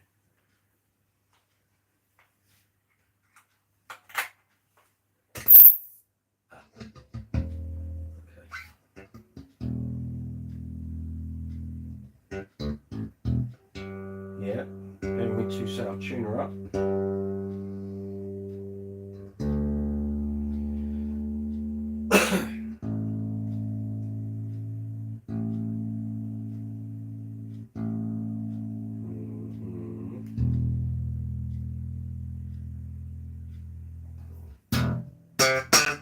Strings are a bit warm, but I'm sure you'll live with that. So I, like many guys on the London covers scene, for a number of years relied on a StingRay. I used to own Mark King's old 3-band red maple neck StingRay, and it did every gig for about 5 years that I had it, and I loved that StingRay. Love the tones you can get out of them. There are inherent problems. Some people seem to be afflicted with the problems and some don't. So the general problem with StingRays for a lot of people is a weak sounding G string. There are various solutions to solving it, but it doesn't happen on every bass. And as far as I'm aware, reading any forums and bass forums and StingRay forums, no one can find what the good years and the bad years are for this problem. It just seems to be an intermittent issue. But a StingRay, no one ever lost a band audition because they used a StingRay, and it fits in terms of looks very well. So if playing a passive Fender isn't your thing, and if you're into slap stuff, yeah, you can slap on a Precision, yes, you can slap on a Jazz, but you're going to get a slightly more in your face slap sound on a StingRay. A, it's active. B, it's got a 2 or 3 band EQ depending on the model you choose, and also now obviously you can have 2 pickup models, which was something you never could in sort of up to about the mid 2000s. You couldn't no, later than that, wasn't it? About 2008 2009 they started doing the twin pickup StingRay. There was the Sabre beforehand, but for quite a long period after the Sabre was put to rest, you couldn't have a 2 pickup StingRay. So it looks good, plays good, lots of tonal flexibility, loads of power. When I went from my previous bass to owning a StingRay, I had a Kubicki Factor. When I A-B'd them on a gig, plugging them into the amp, thinking, oh, well, I'll use one on one set and one on the other, didn't realise the dynamic shift was huge. So the StingRay is like a battering ram into your face. The Kubicki is like a polite word in your ear. Totally different. Different sounds, but this is powerful. So let me see what you were asking. Getting obsessed with the sound of a StingRay. Getting obsessed with the sound, pick one up. How versatile are... Okay, in terms of versatility, any bass with a 3-band EQ is going to give you a load of tonal options. It's going to sit into a whole load of different musical genres a lot better than something that's got one sound. Okay, one pickup, but what pickup? What a pickup and what a tone. So at one point, about 10 years ago, I had a twin pickup StingRay. And when I A-B'd it against this still won. This did a StingRay sound better than the 2 pickup one. Just had far more about it. So this may look like a regular StingRay. However, I've replaced the standard StingRay pickup with an Aguilar copy StingRay pickup, but also the circuit has been replaced. So this is a John East Music Man circuit. He does some different sort of variations. So this one is a 3-band EQ, but on the volume pot there's a push-pull. What that does is give me the treble response that you used to get with a flicked switch on the Sabres. So this is my treble here. So if I turn the treble all the way down, it's a bit noisy because I don't use this bass very often. So hopefully you can hear this. So as I'm dialing in the treble, it's getting brighter sounding. Yeah. So you get to the top.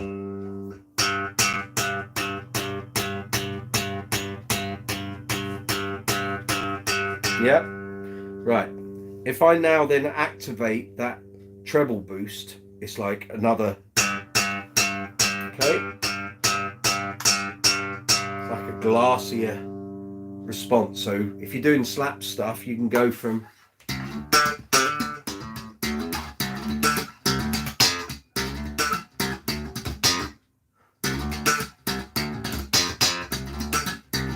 I'll keep that boost in.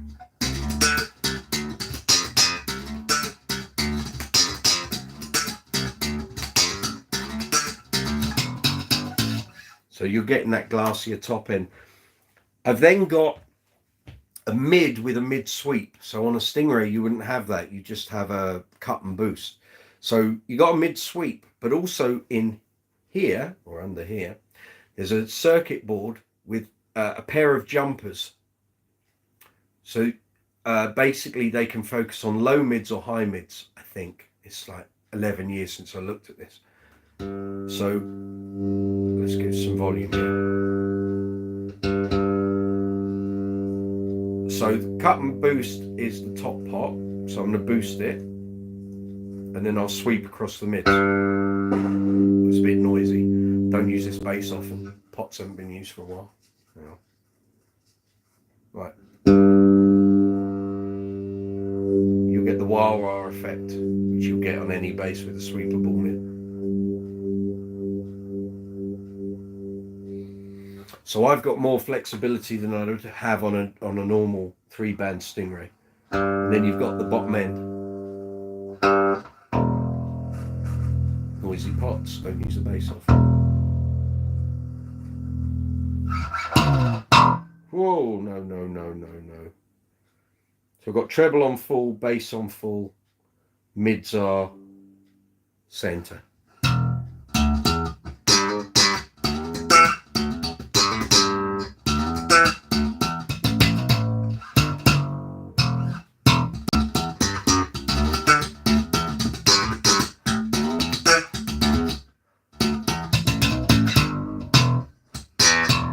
Which isn't always the greatest sound, but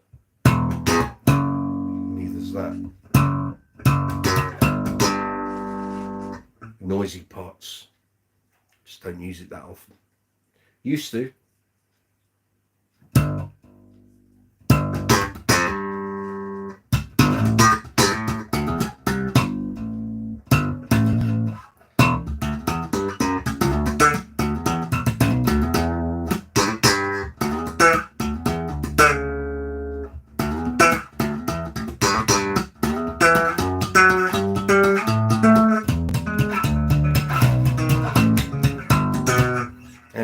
That's what a StingRay does.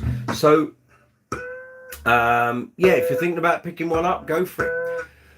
The thing with StingRays is it's all changed, because it's not just the American ones now. You've got the subs, you've got the Sterlings, you've got, I think there's like another branch of it, which is Sterling by Music Man, and it just goes on and on and on. So you kind of, what's the word I'm looking for? You kind of pass on some of the finesse and the rounded fingerboard edges and the nicer finish and what have you for the cheaper models. But I've seen examples and played examples where the cheaper versions were just as good, sounded just as good. And you would begin to go, well, why am I paying £2,500–3,000 for something that I can get for 800 quid? So shop around, but you'll know a good one when you pick it up, because it will just speak to you. The Mark King StingRay was amazing. It was a 1989-1990 model, gloss neck, gloss fingerboard. Loved it. Didn't have a StingRay for a couple of years because I had my 5-string in my collection. And then around about 2007, I thought, I really miss having a 4-string StingRay. I need to buy another one. Thinking another 3-band StingRay that was maybe 6 or 7 years younger than the one I'd had would be perfectly all right. It wasn't. When I got this bass with the standard EQ circuit and the pickup, it was okay, but it wasn't blowing my socks off. Once I changed the pickup and the circuit, it does blow my socks off, but it was a very different sounding bass. Still got the pickup and the circuit, but I prefer it the way it is now. So that doesn't mean you have to swap it out for a different pickup and circuit. It's just my preference, but there we are. But yes, go out, do some investigating, play as many as you can. You will start to hear the differences, feel the differences. There's lots of them out there. So if you can start nailing it down to like a period, like whether you want like a 2010 to a 2015 one, whether you want to go for a StingRay Special, which are the 2018 upgrades, where they started to change the pickups to neodymium pickups, the nut changed, lightweight hardware, roasted necks. There's a lot of them out there, so pretty much find the, if you like, find the model that works for you, and then start looking around for a bargain, I guess. Love the sound of Paul Turner's with Jamiroquai. Yeah, he's got a 2-band one, an old 70s one. I think he's got a 76 or 77, and he's got a 5-string, the white one. But yeah, I mean, that's the thing. You can have StingRays now that have the parallel and series switching, if you want that, in a 4. So it doesn't just have to be. That facility was only ever on the 5s, and the Sterling base model, which was the lighter, slightly smaller dimensioned version of a StingRay.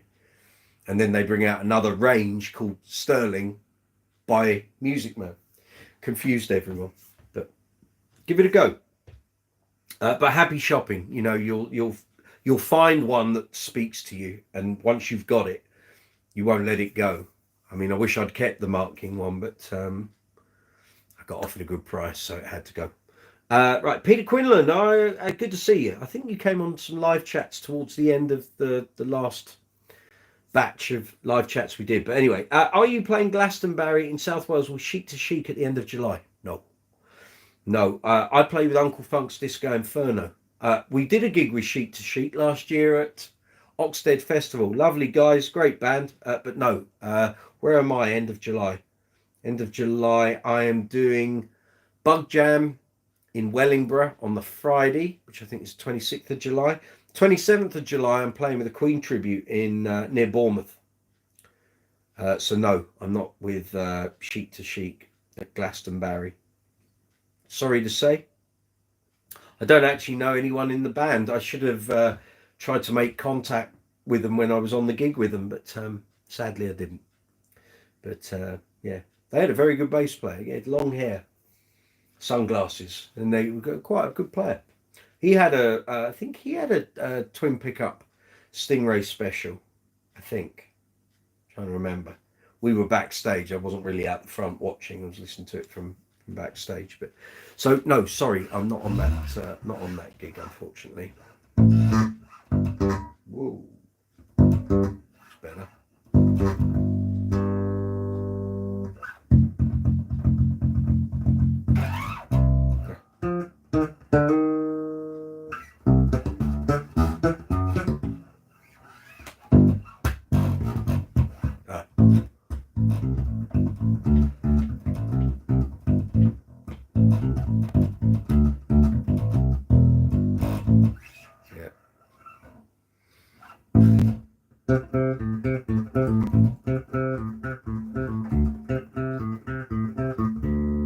See, that's the joy. We play that in G, not in A.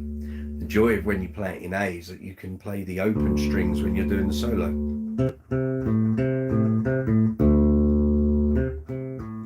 Whereas when you're in G and C, you still got to fret that lower note. Yeah.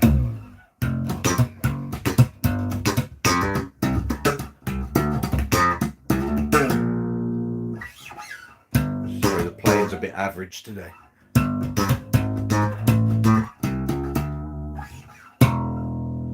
Strings are quite dead as well. I think they've been on since 2017.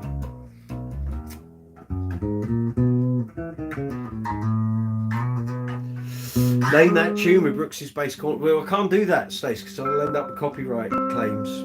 So it would be good. Peter, I have a StingRay the same colour as yours. That's the teal. 2005. This is a 99, I think. Bought it from Bass Brothers 2 years ago. Very good. So well set up by the shop. I always get comments on the sound when I use it. Quite right. StingRays, you can't go wrong with it. Even if you have other basses in your collection and you like those tones, a StingRay 4 will always help you. Might not always be the best sound for something you're doing. I mean, I don't really use it in Uncle Funk. I use my GBs or my Status Empathy, and obviously the Bootsy bass is trying to make an entrance on that front. But I've taken this as a backup on a few occasions, but I'd never use this.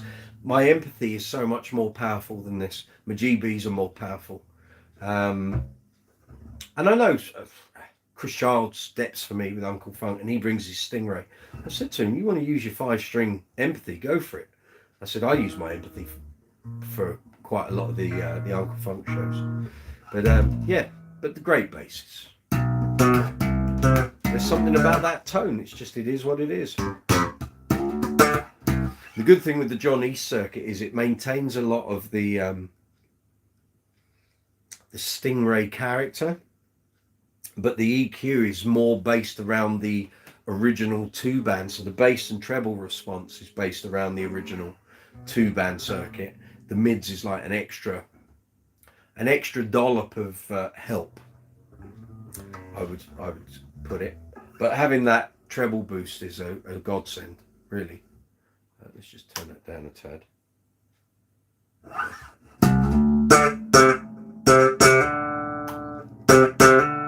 You'll hear it's like a glassy boost.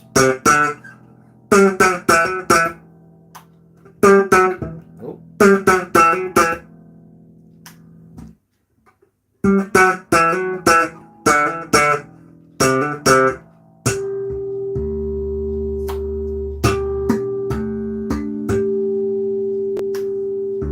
No one would ever say a StingRay lacked treble, but it's a different type of treble. It's a glassier frequency.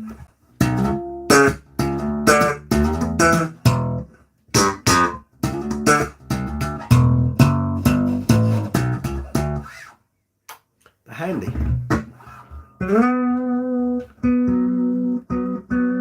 Good to see you. Welcome to all the new subscribers, by the way. I did say that at the start of this live chat, but I realised we were like an hour and a half in. So if you're new to the channel or you've subscribed since Christmas, thank you very much. I really appreciate it. Thank you for joining in today's live chat if you're here. And thank you for following the channel, watching the videos. All the comments, the shares, the likes massively helps. So thank you. And I'm very proud to report that everything in the studio, in YouTube studio for this channel, is all on the way up in green. So thank you very much. Can't do it without you. Simple as. Otherwise it's just me producing a load of videos for what? Nothing. So if I'm producing content you like, then great. My job is being done. Cool. Pete Quinlan, I nearly always play with the mid-tone turned off. I sometimes do. Just depends what I'm playing, with who, amplification, what the stage is doing.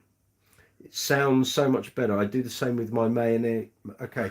See, now with my empathy, I always have the mids boosted via the boost switch. But it just depends. So at the moment there's no mid boost on here, it's flat. If I give it some boost,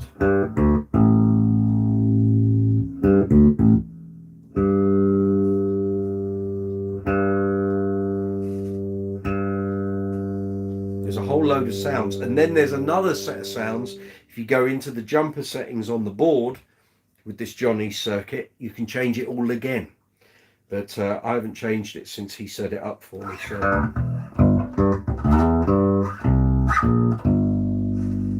my pots are so noisy, I'm sorry. It's because I just don't use the bass that often. Bit of manipulation and we'll get there.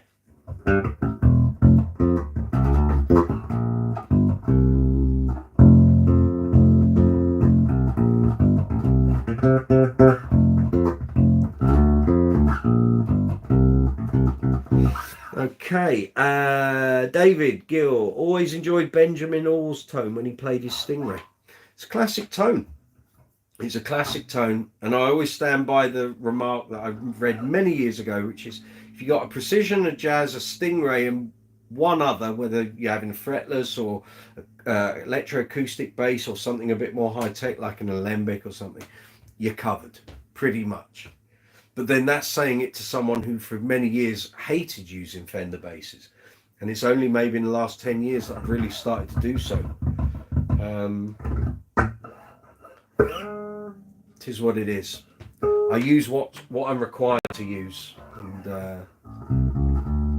so when I'm doing Queen tributes, it's precisions all the way. It would be daft not to. Yes, you could use a StingRay, but you only used it really for a small period of time. And on Another One Bites the Dust, and through Day at the races and News of the World. After that, it just sits there on a stand, and he didn't use it.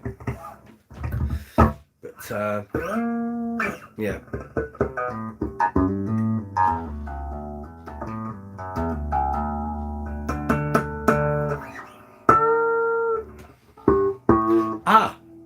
thing I was going to say. New series coming out on the channel. I'm going to start doing some stuff for beginners. I always get asked about it. Have never done it because literally every bass channel has done everything on being a beginner and starting from scratch. And I thought, I just get so many requests for it that it's probably about time I addressed it. So at least there's something on the channel for beginners starting out. So that's going to be a new series. I've been working on the script this morning for the first video. That will be coming. So if you are new to bass, you don't know where to start or what to do, I'm going to bring something to the screen for you.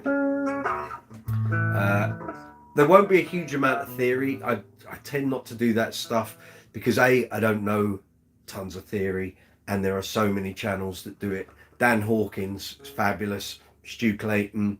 There's a million bass players doing theory. It's all well and good. Can I bring anything new to the table? Probably not, because theory is what it is. It's out there. It's just putting it into a format that you find digestible. So I probably won't be concentrating that much on theory part of being a beginner, but I'll try and get you up and playing and get you out there doing gigs as quick and as productively as possible. So that's where I'll be aiming that, I think.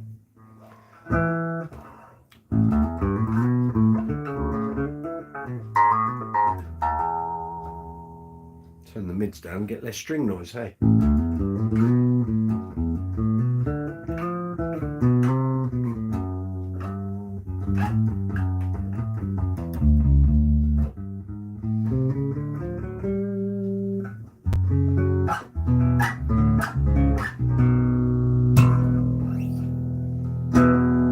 Right, have a quick drink here because the old throat's a bit raspy.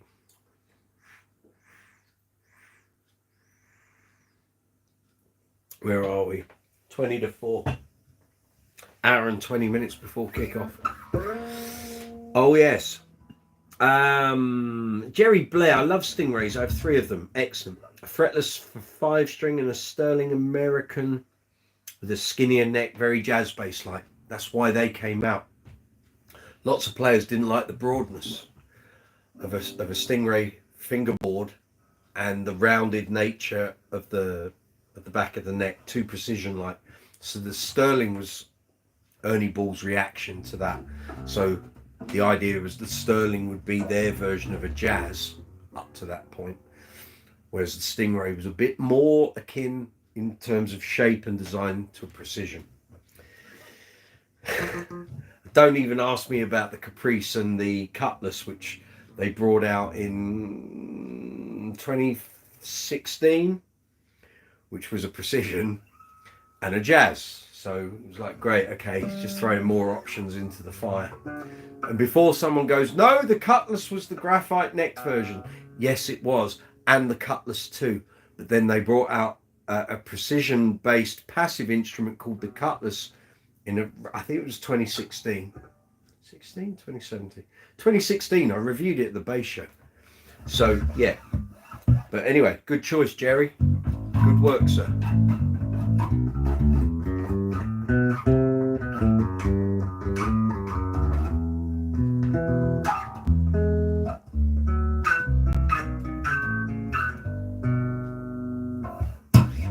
Yeah. Well, welcome back, people. It's good to see you. Jerry, as a pickup switch on the Sterling as well is completely different to a modern StingRay. Right, the selector switch on the Sterling is basically the same as what is on a StingRay 5. So it's, I think it's, I'm trying to get the order right. One is parallel, one is series. And then I think the other one is like, is it another series but the opposite coil? Something like, I can't remember. I don't use my StingRay 5 often enough, to be honest. But what you get on the Sterling model, not the Sterling range, is exactly the same thing in that smaller dimensioned bass compared to a StingRay.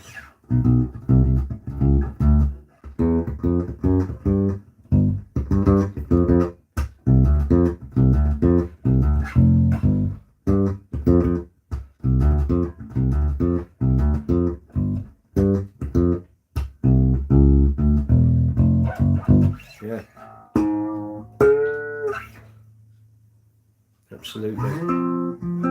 Good to see. So if you're new to the channel, you aren't subscribed, then feel free to hit that subscribe button. You don't have to, but it helps me, helps the channel, moves things along. If you give the video a thumbs up, that would be really appreciated. And if you do subscribe, then make sure you hit the notification bell. And if you would like notifications, then select normal or all. And if you don't want any notifications, but you do want to be subscribed, then select none. Is it off? I can't remember. Stacey, you'll tell me. Money, money, money. Yes, well, exactly. I didn't want to play too much of that. I'll get done for it. Yeah. No, play it properly. That's not that, is it?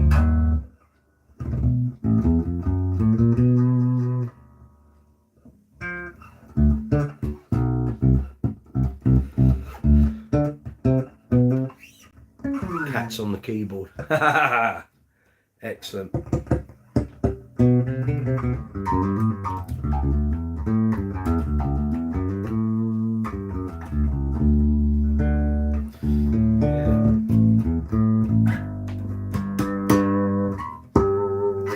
Yeah.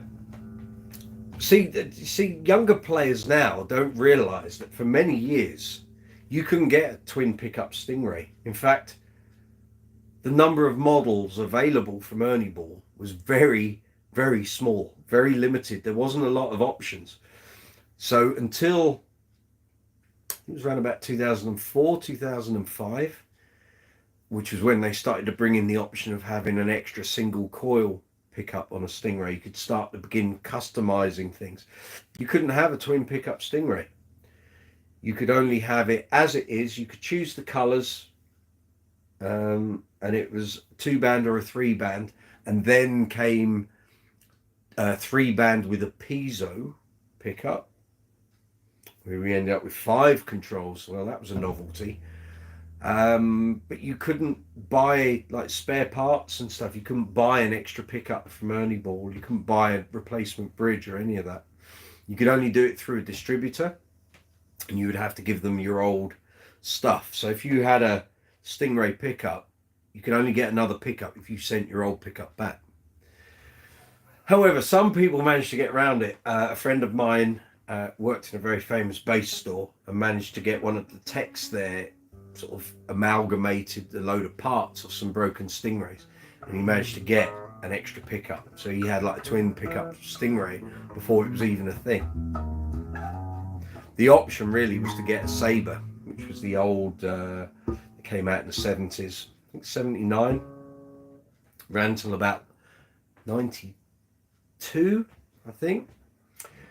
And the Sabre was seen as a twin pickup StingRay, but actually it was different because it had that extra treble boost, which I've obviously got on here, and it had a different feel, and pickups weren't generally open pole.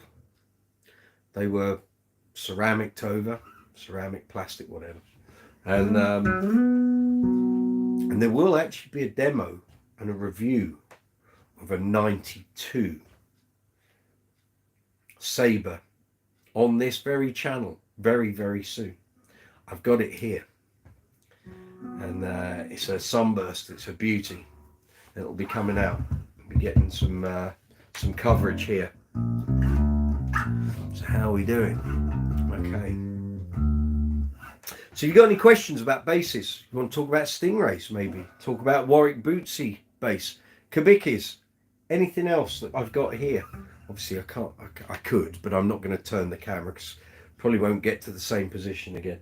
So if there's anything you want to talk about in the collection, you want to talk about any of the new videos here on the channel, the pedal videos, you want to talk about the bass string experiment series, now it's all finished, over and done with, feel free.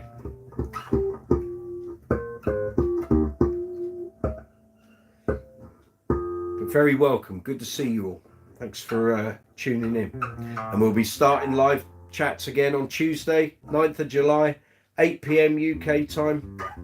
I'll be here, and we'll have all the new facilities of StreamYard as well. So you guys will be able to come onto the live chats in video form. So you won't have to necessarily type out your questions in the live chat window. You'll be able to talk to me directly. But I won't be tolerating rudeness. Or people that want to cause a problem and a scene. You will get shut down very quick. Don't worry about that. But it'll give us some new functionality to do the live chats.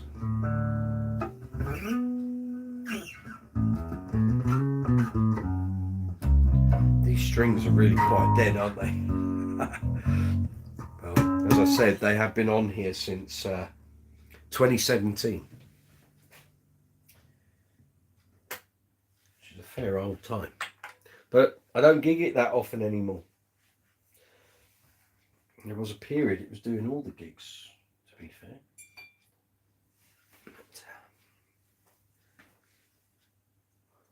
You love the older StingRays, yeah? Yeah, the preamp sounds completely different to a modern StingRay. Well, as I said, when John East designed his Music Man preamps, the idea is the bass and treble and the volume is a direct copy of the original 1976 StingRay circuit. The mid is just John's circuitry that I'm guessing it's similar to what he has on things like the Marcus Retro and the J Retro, but he's tuned it so it works well with a StingRay. But it's great, you know, John East stuff. It's not going to be rubbish, that's for sure. I'm just finishing what you said, Jerry. Completely different from modern StingRay. Correct. My StingRay is a 9-volt, but it will give any 18-volt preamp a run for its money. This is a 9. This is a 9. But like I say, this is a 1999 bass. So, yeah. 9-volt there, 6-bolt neck. It's had a few dings and a few war wounds, but can't fault it. It's great.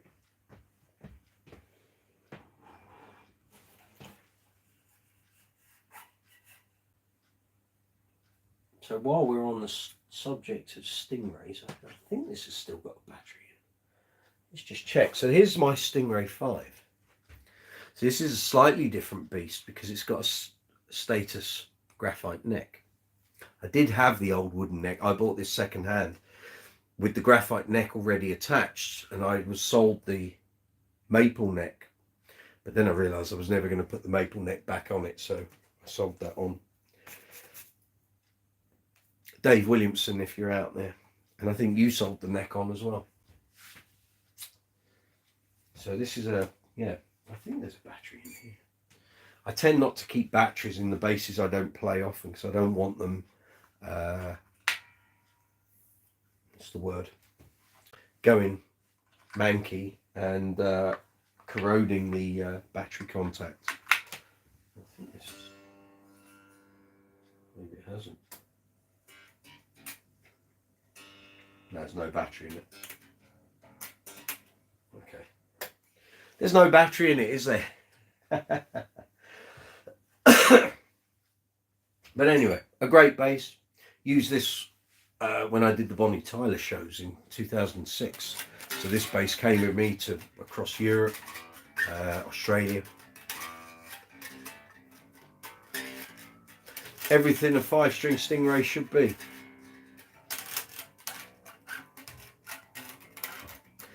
Great, I love the thickness, depth of that neck. It's really slim.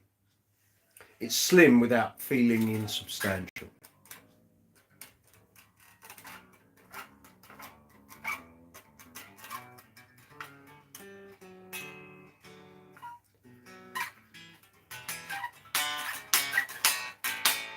Great.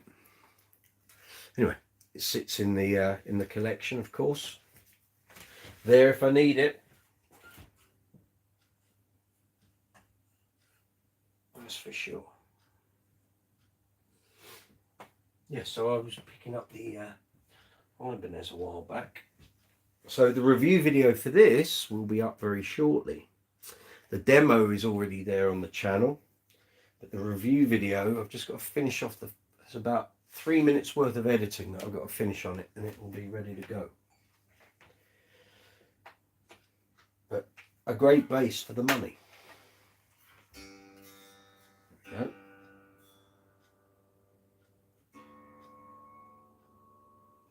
Yeah, next one.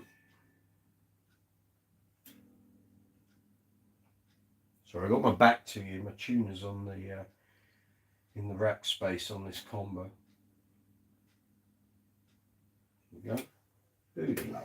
So some of you may remember a year and a, well, not half, about a year and a quarter, this was on the workbench being all set up. That video's on the channel if you want to watch it. No stroppiness allowed on here, no, correct. So this is a standard Ibanez SR300EB. No bells and whistles, it is what it is. Not a particularly expensive bass, and it just sounds great. I can't remember the controls. Volume, that'll be pickup pan with a noisy part. We've got 3-band EQ. So that's bass, that'll be mids, that'll be treble. Then we've got 3-position coil tap switch.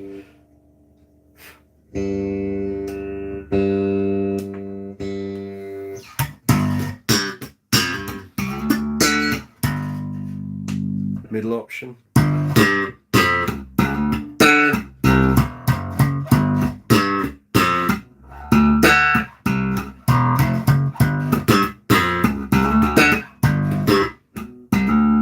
Third option.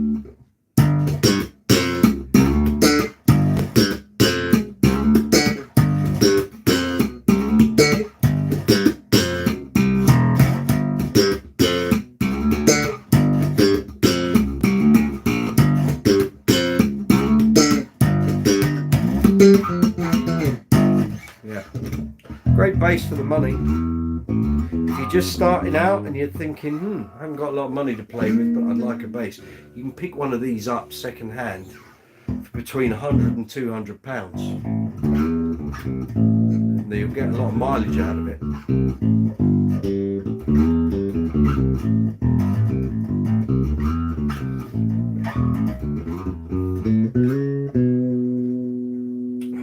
Less of that.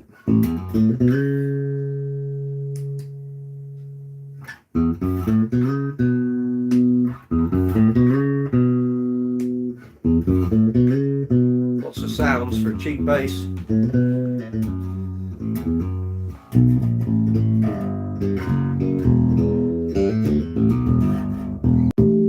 It's all good.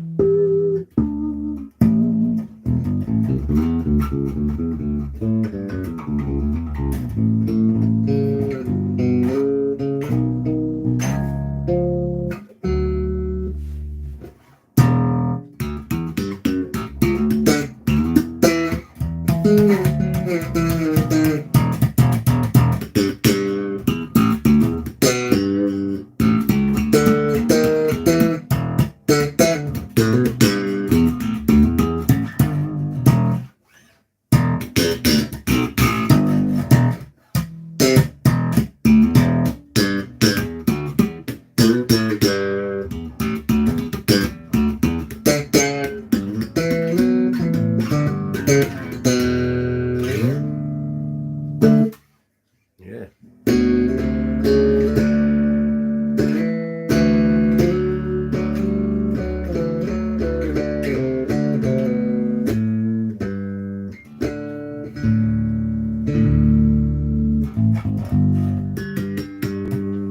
Yeah. So if you are just starting out, or if you're if you've got kids, you're thinking of one of your kids wants to start playing bass, couldn't really go far wrong with one of these. It's not going to cost you a fortune, loads of sounds, active, 3-band EQ, then the 3-position tap switch, comfortable neck, lots of power.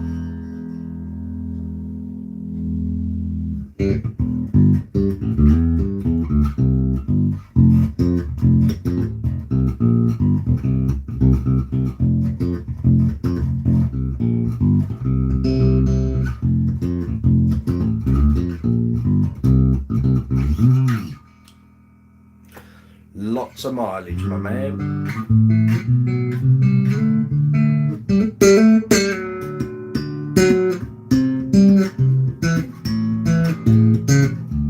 If you want to buy one of these, literally all of the affiliate retailers that I'm connected with in the description box below sell this bass in a variety of finishes. So if you think you might want to buy one brand new, use the affiliate links if you'd be so kind. It doesn't cost you any more, and it helps the channel out with a very small affiliate payment. But if you're going to buy one second hand, that's a different kettle of fish.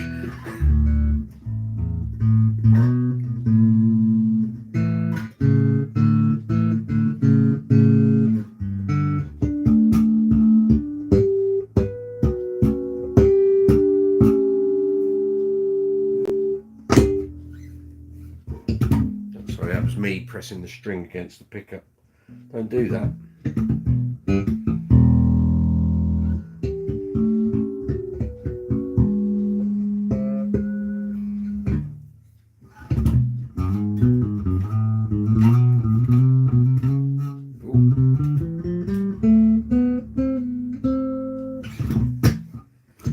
Very good, very good.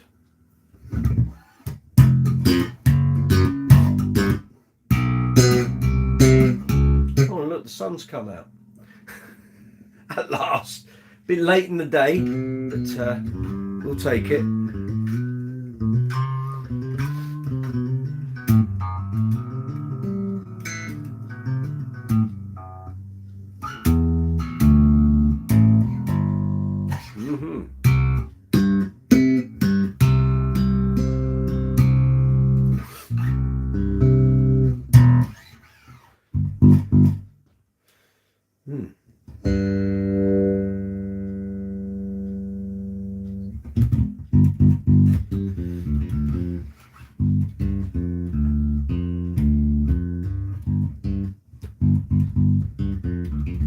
Oh dear.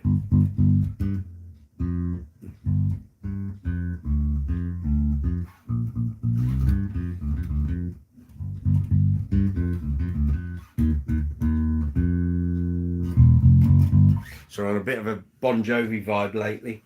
Saw the documentary on Disney Plus, and the 4-part documentary on the 40th anniversary. When did I watch that? It was about a week ago. And always been a big fan of the band. Kind of lost the drift around about sort of 2005, really. Other things came into play on my musical radar, but I saw them a number of times through the 90s, and they were outstanding. And that documentary kind of reignited my fire for them a bit. And it was very sad, the section on Alec John Such, who was Bon Jovi's bass player. It was sad in terms of him passing away. It was sad about how things were dealt with when he left. A bit sad also the fact that he wasn't on the recordings. It was Hugh McDonald, fabulous bass player, of course.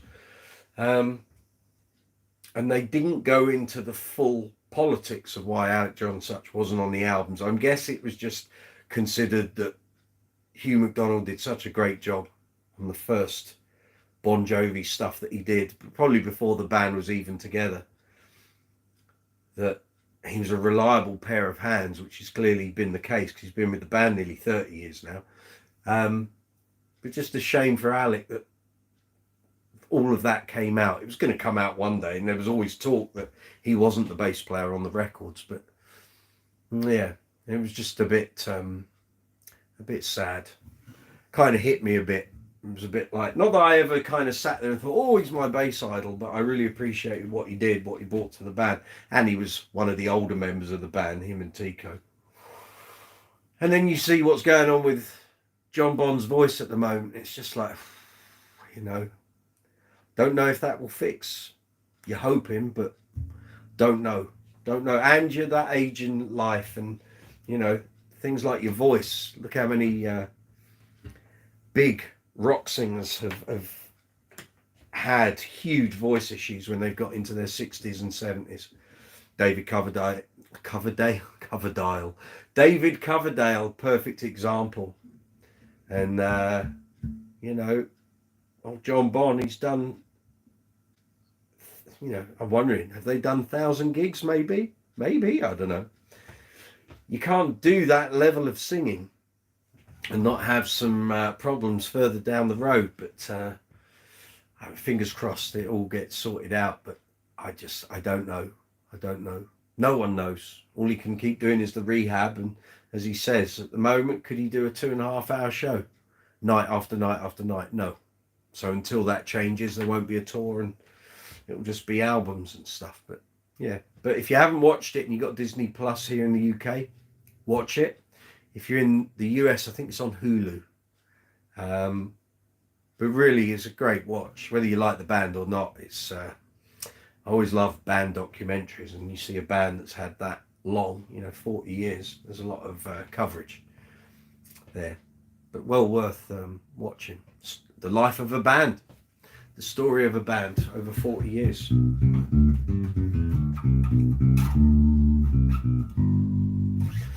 Any band that can last that long, whether you like them or not, you've got to tip your hat. Because it's certainly not an easy thing now. That's for sure. No, it ain't. Steffi, good to see you. Welcome. Sorry, I wasn't watching the chat feed there. Nothing was moving, so I wasn't sure if that was me or... But yeah, good to see you. Welcome. So, live chats from Tuesday, 9th of July. So, where are we now? Saturday. So, Sunday, Monday, Tuesday, we're back, 8 o'clock UK time. We'll be doing a run all the way through from 9th of July through to the 17th of December. I think it's the 17th. Let me just check my diary. Bear with me a moment. Lord knows I booked them all in just before here. I think it's the 17th. Let's have a look. Yes, 17th. I chose not to book one in for Christmas Eve because people like to spend time with their families. So we'll go through till 17th of December. And then, as I said earlier, we'll start doing some Saturdays through January, early part of February, because what I noticed at the start of this year was a lot of the big YouTubers do live chats on Saturday afternoons or Saturday mornings if you're in the US. And it seems to work very good for them. Now, obviously, after Christmas, the weather is pretty dreadful and a lot of people don't want to be out shopping. They've done all that for Christmas. So I'm thinking we'll start doing some Saturday live chats after Christmas. So I'll keep you posted nearer the time. Stacey Ann, yes, it's a Hulu thing over here on my watch list after The Bear, which is about the craziness of managing a restaurant. It's a really good documentary, the Bon Jovi documentary. It's yeah, very upsetting watching John Bon break down in tears when he realizes that might be his last gig. All that work and effort through your life, and then not expecting that could be your final show. Hard to watch, man. Hard to watch, but well worth a watch if you've got the time. So coming up on the channel, whoa, there's so much stuff. I can start listing it and it will just sound like there's no way you're going to get all that done in a month, but there is a lot of stuff coming up. So if you're new to the channel, welcome. It's good to see you. If you're a new subscriber, and I haven't been able to say thank you to the new subscribers since December, but if you've subscribed since the last live chat in December, then thank you very much. I do appreciate it. Without you guys, it's just me rabbiting on and producing videos that no one watches. But the fact you guys subscribe, you like the videos, you share them, you comment on them, give me thumbs ups all the time. Thank you very much. I do appreciate it. If you want to help the channel financially, you can. You don't have to. You can do it on a live chat by clicking the super chat button at the bottom of the chat window on the right hand side of the screen. We have Brooksy's Space Corner merch. This is one such shirt. In the description box below, you'll find merchandise links. All the same merch that was there before is still there. We've got the Bass Legend quote shirts. We've got the Brooksy's Space Corner colourful bass logo thing. We've got the exploding bass logo. All of that stuff is there. So if you want to help me, help the channel, merch is a great way to do that. Super chat facility is there. Affiliate links are also in the description box below, and the social media links are there as well.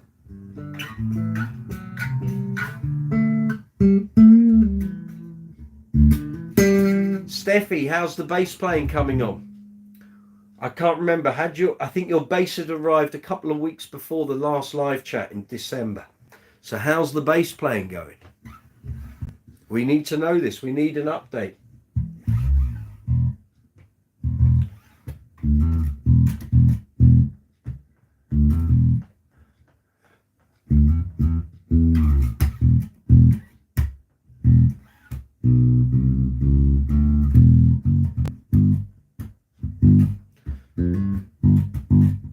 Maybe Steffi isn't watching at the moment.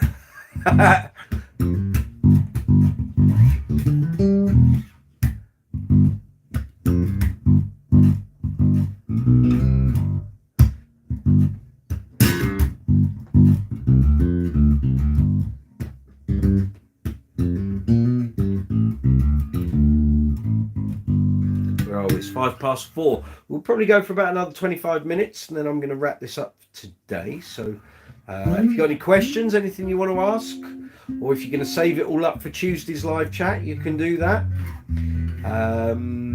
It's good to reconnect with you all. It's been a while. I needed to have a bit of a rest, and I think you guys need a rest too. Chat disconnected. Please wait while we try to reconnect you. Never seen that before, but there we go. Yeah. So, as I say, Tuesday from 8, every Tuesday, apart from one, which is in December when I'm on a theatre show, which I think is the week before the final one, which I think is so the Tuesday when it won't be a Tuesday is the 10th, and I've booked it in as the Wednesday, so we'll do the Wednesday instead. Steffi, still driving, had to find a parking lot first to answer. You drive carefully, don't worry about answering my questions.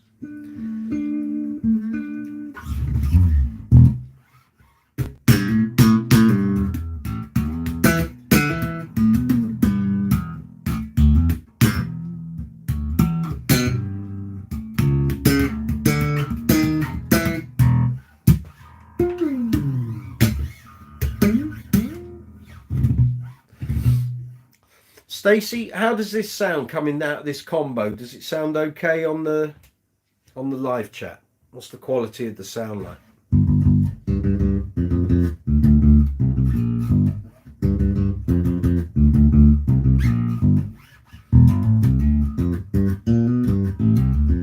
It's kicking booty, man. I'll take that as a thumbs up then.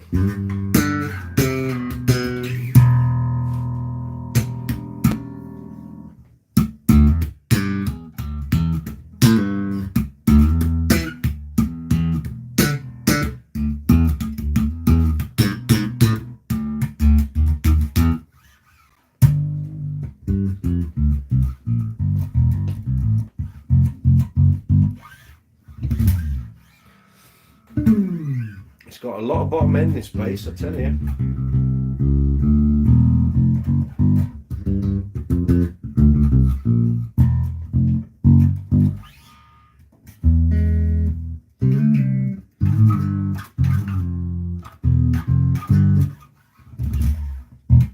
Nice and boomy when it needs to be, and the pops are popping.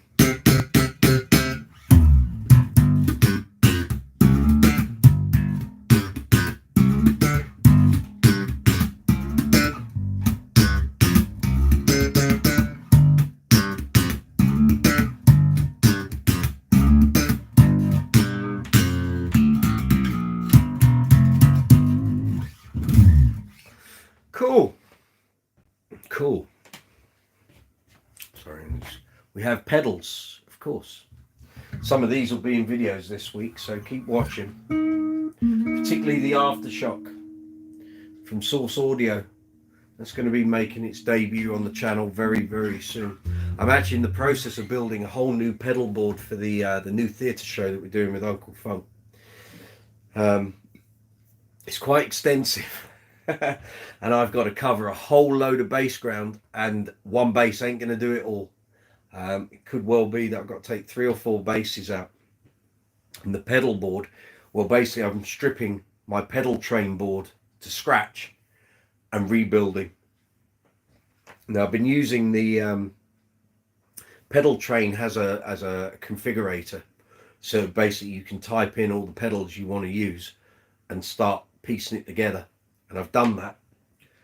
I'm not sure they're all going to fit on. I've got to work all this out. It's looking hefty. I think that case, because I've got the flight case thing for it, it's going to weigh a ton. It's going to be a lot of pedals in there.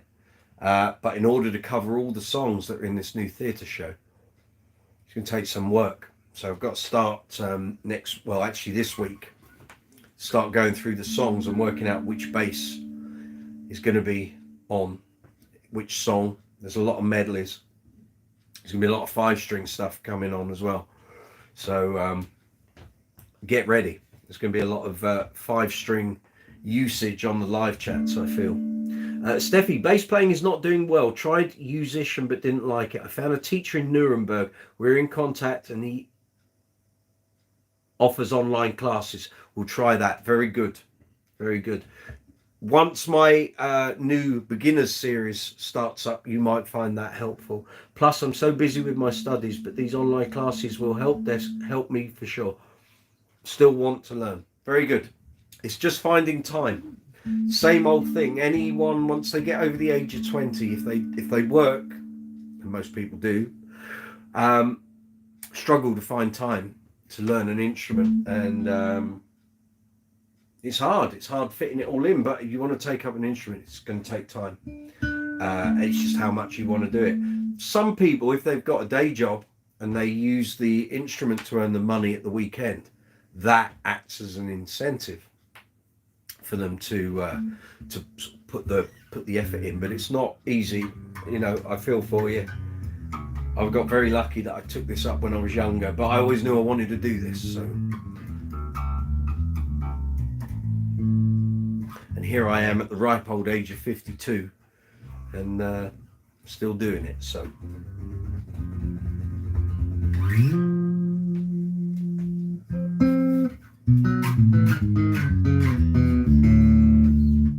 I saw Neil last week, I should say. He was here. He needed a bed for the night because he had some shows down here. And we were going to do a very short live chat. But in the end, we ran out of time. And I thought, no, we just don't have the time to sort it out. So I had a gig to go to and he had a gig to go to. And it was like, we're not going to get that done today. But he will be back here on the channel at some point in the near future. A jam session with Neil. Well, that would have happened last week, but we said we will touch base about doing something once sort of the hecticness of the summer passes over. So we'll see. But he's all good. He's all good, fighting fit.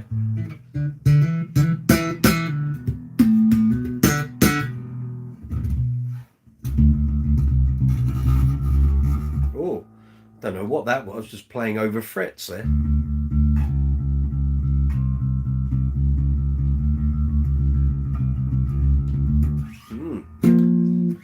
Funky.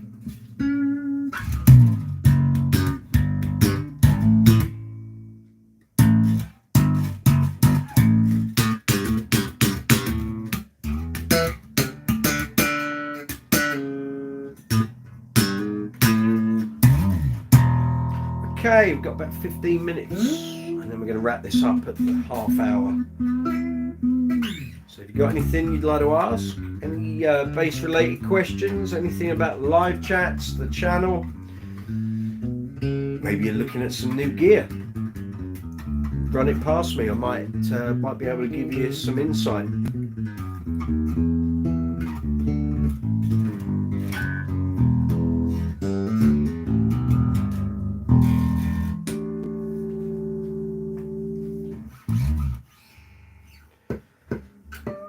Anything you guys would like to know? You had a blast meeting him. Sorry, this is Steffi talking. She had a blast meeting. I'll be back in Berlin next year to meet him again, hopefully. Excellent.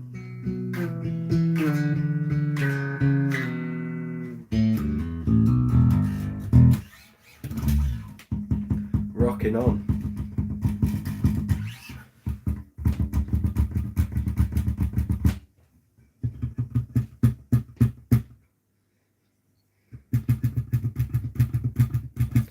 My sympathy goes out to all of those playing on festival stages in the UK today. I hope you took your wellies, and I hope you took some plastic sheeting, because you might well need it.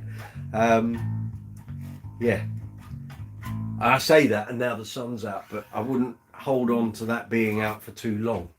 Frankly, weather here in the UK today has been atrocious. Been raining all through the night, so a lot of festival ground is going to be sodden and muddy. Not great, not great.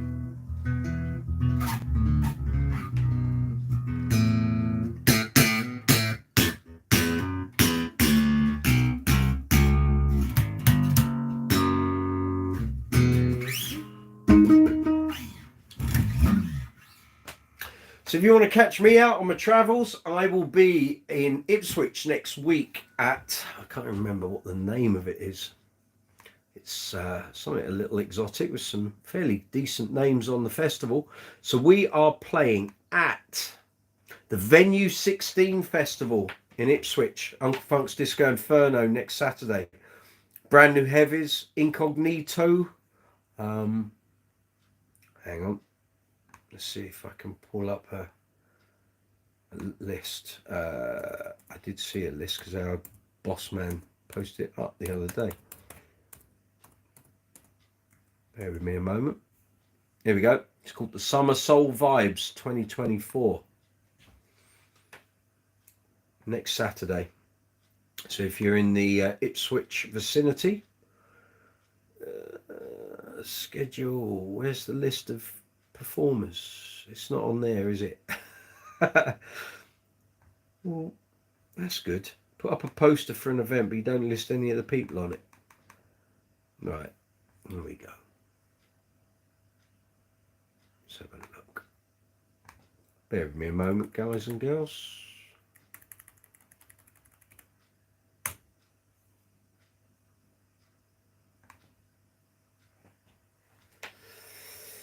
Hey. Sorry, I thought it was going to be a bit easier. Here we go. Brand new heavies. Trevor Nelson, Incognito, Still Drifting, which I'm guessing is a Drifters thing, with a guy called Ray Lewis. I've worked with Ray Lewis before. It was about 10 years ago. We're on, obviously. I think we're on early. We're finished by about 6:15. So if you're coming down, if you're in the UK, Summer Soul Vibes. Saturday 13th of July, Venue 16 in Ipswich. We will be there.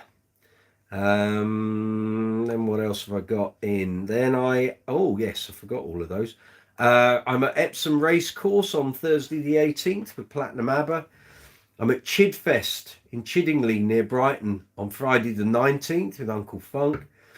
In Sheffield with one of the Queen tributes I play with on Saturday the 20th of July. With Uncle Funk at Bug Jam at Santa Pod in Wellingborough on the 26th. And then I'm with Crazy Little Thing Called Queen at Verwood Hub down near Bournemouth on the 27th. So if you're near any of those gigs or you want to come down, chances are I can get access to the guest list. So let me know and I'll add you to it.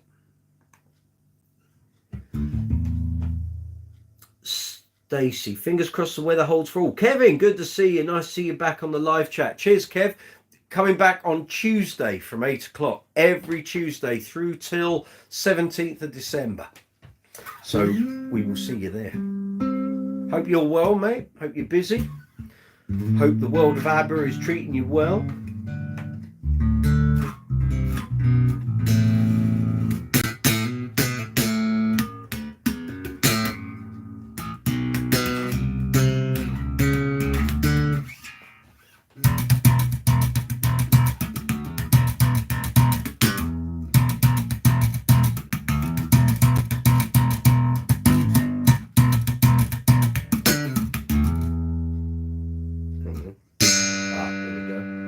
Find the treble control.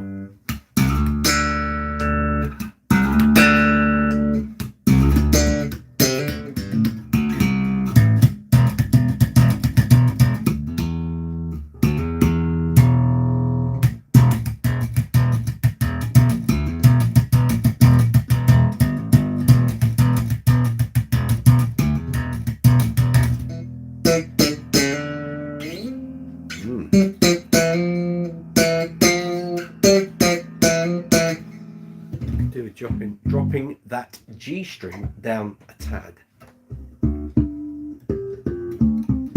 Okay, we've got 10 minutes. And I'm going to quickly grab some food and then I'm going to watch the football.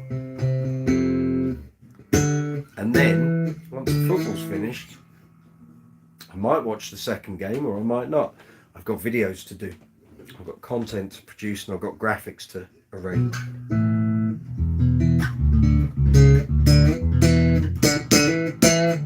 Got any questions about any of the new pedal videos here on the channel? The straight out of the box videos. Got anything you want to ask about any of those pedals? Fire away. Didn't the Dimension C from Boss cause a few ripples? I've never used one. Knew about it. I remember when I first started playing bass, that pedal appeared in the little Boss user guide manual that came with every pedal, that showed you all the products that Boss made. And I remember seeing that pedal and I thought, oh, that looks interesting, and never played one. Seen them in shops, probably could have bought one second hand for about 30 quid 30 years ago. No one bought them. And I just kept looking at it, and obviously Guy Pratt's a big advocate for it, and I'd seen some other videos, and I thought, you know what, I'm going to just take a plunge. It's either going to be really good or really crap, so let's give it a go. And as I found doing that video, that pedal is amazing. So it's now on my pedal board. That's my go-to chorus pedal. Although the Source Audio Gemini chorus is equally adaptable, but it's a slightly different sounding chorus. But yeah, amazing. Sometimes you just got to try some of these pedals and see what you think. But then again, they all sound different with different basses. So I'm very wary that whenever something gets sort of added to my board, it has to cut the mustard with any one of 3 or 4 different basses. So it's trial and error, isn't it? Just got to try these things out and see where you go.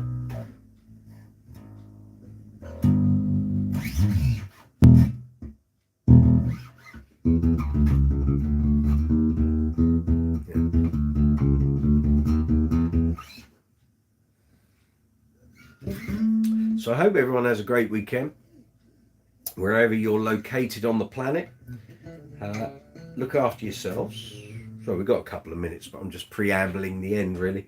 Hopefully see you on Tuesday. I'll be putting up reminders and stuff on social media and on the community tab here on YouTube. And if you want to already, you can set up a notification. Just go to the channel, find the video for Tuesday on the live chat list, and there's a little button there that says notification on, or notify me, I think it says. You press it and it will give you a notification about 15 minutes before we start on Tuesday. So then you don't have to remember. YouTube will automatically remind you.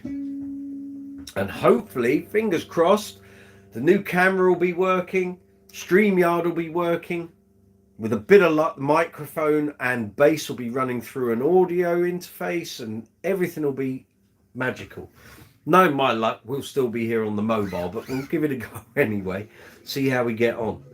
And yeah, looking forward to it. Hopefully all the things that I want the live chats to be and to become will start falling into place. But you'll need to bear with me on Tuesday, because I'm going to do a couple of dry runs tomorrow and Monday and make sure that I know what all the options and clickable features do. There's a lot to it, but it could make it really worthwhile for the live chats.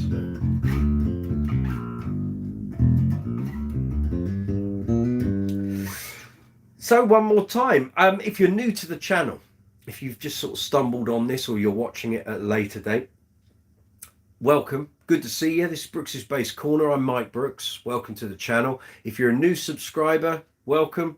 Thank you very much for subscribing, watching the videos, sharing the videos, giving the videos thumbs up, commenting. Commenting is so important.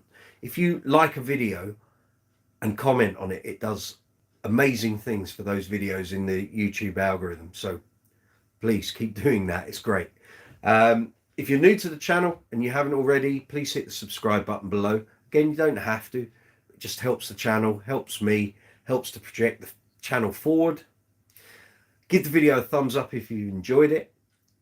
Please hit the subscribe button and the notification bell. The notification bell bit is quite important because that is what will send you notifications whenever we're doing a live chat or there's a new video or I've posted up on the community tab. So if you want those notifications, you need to hit the notification bell.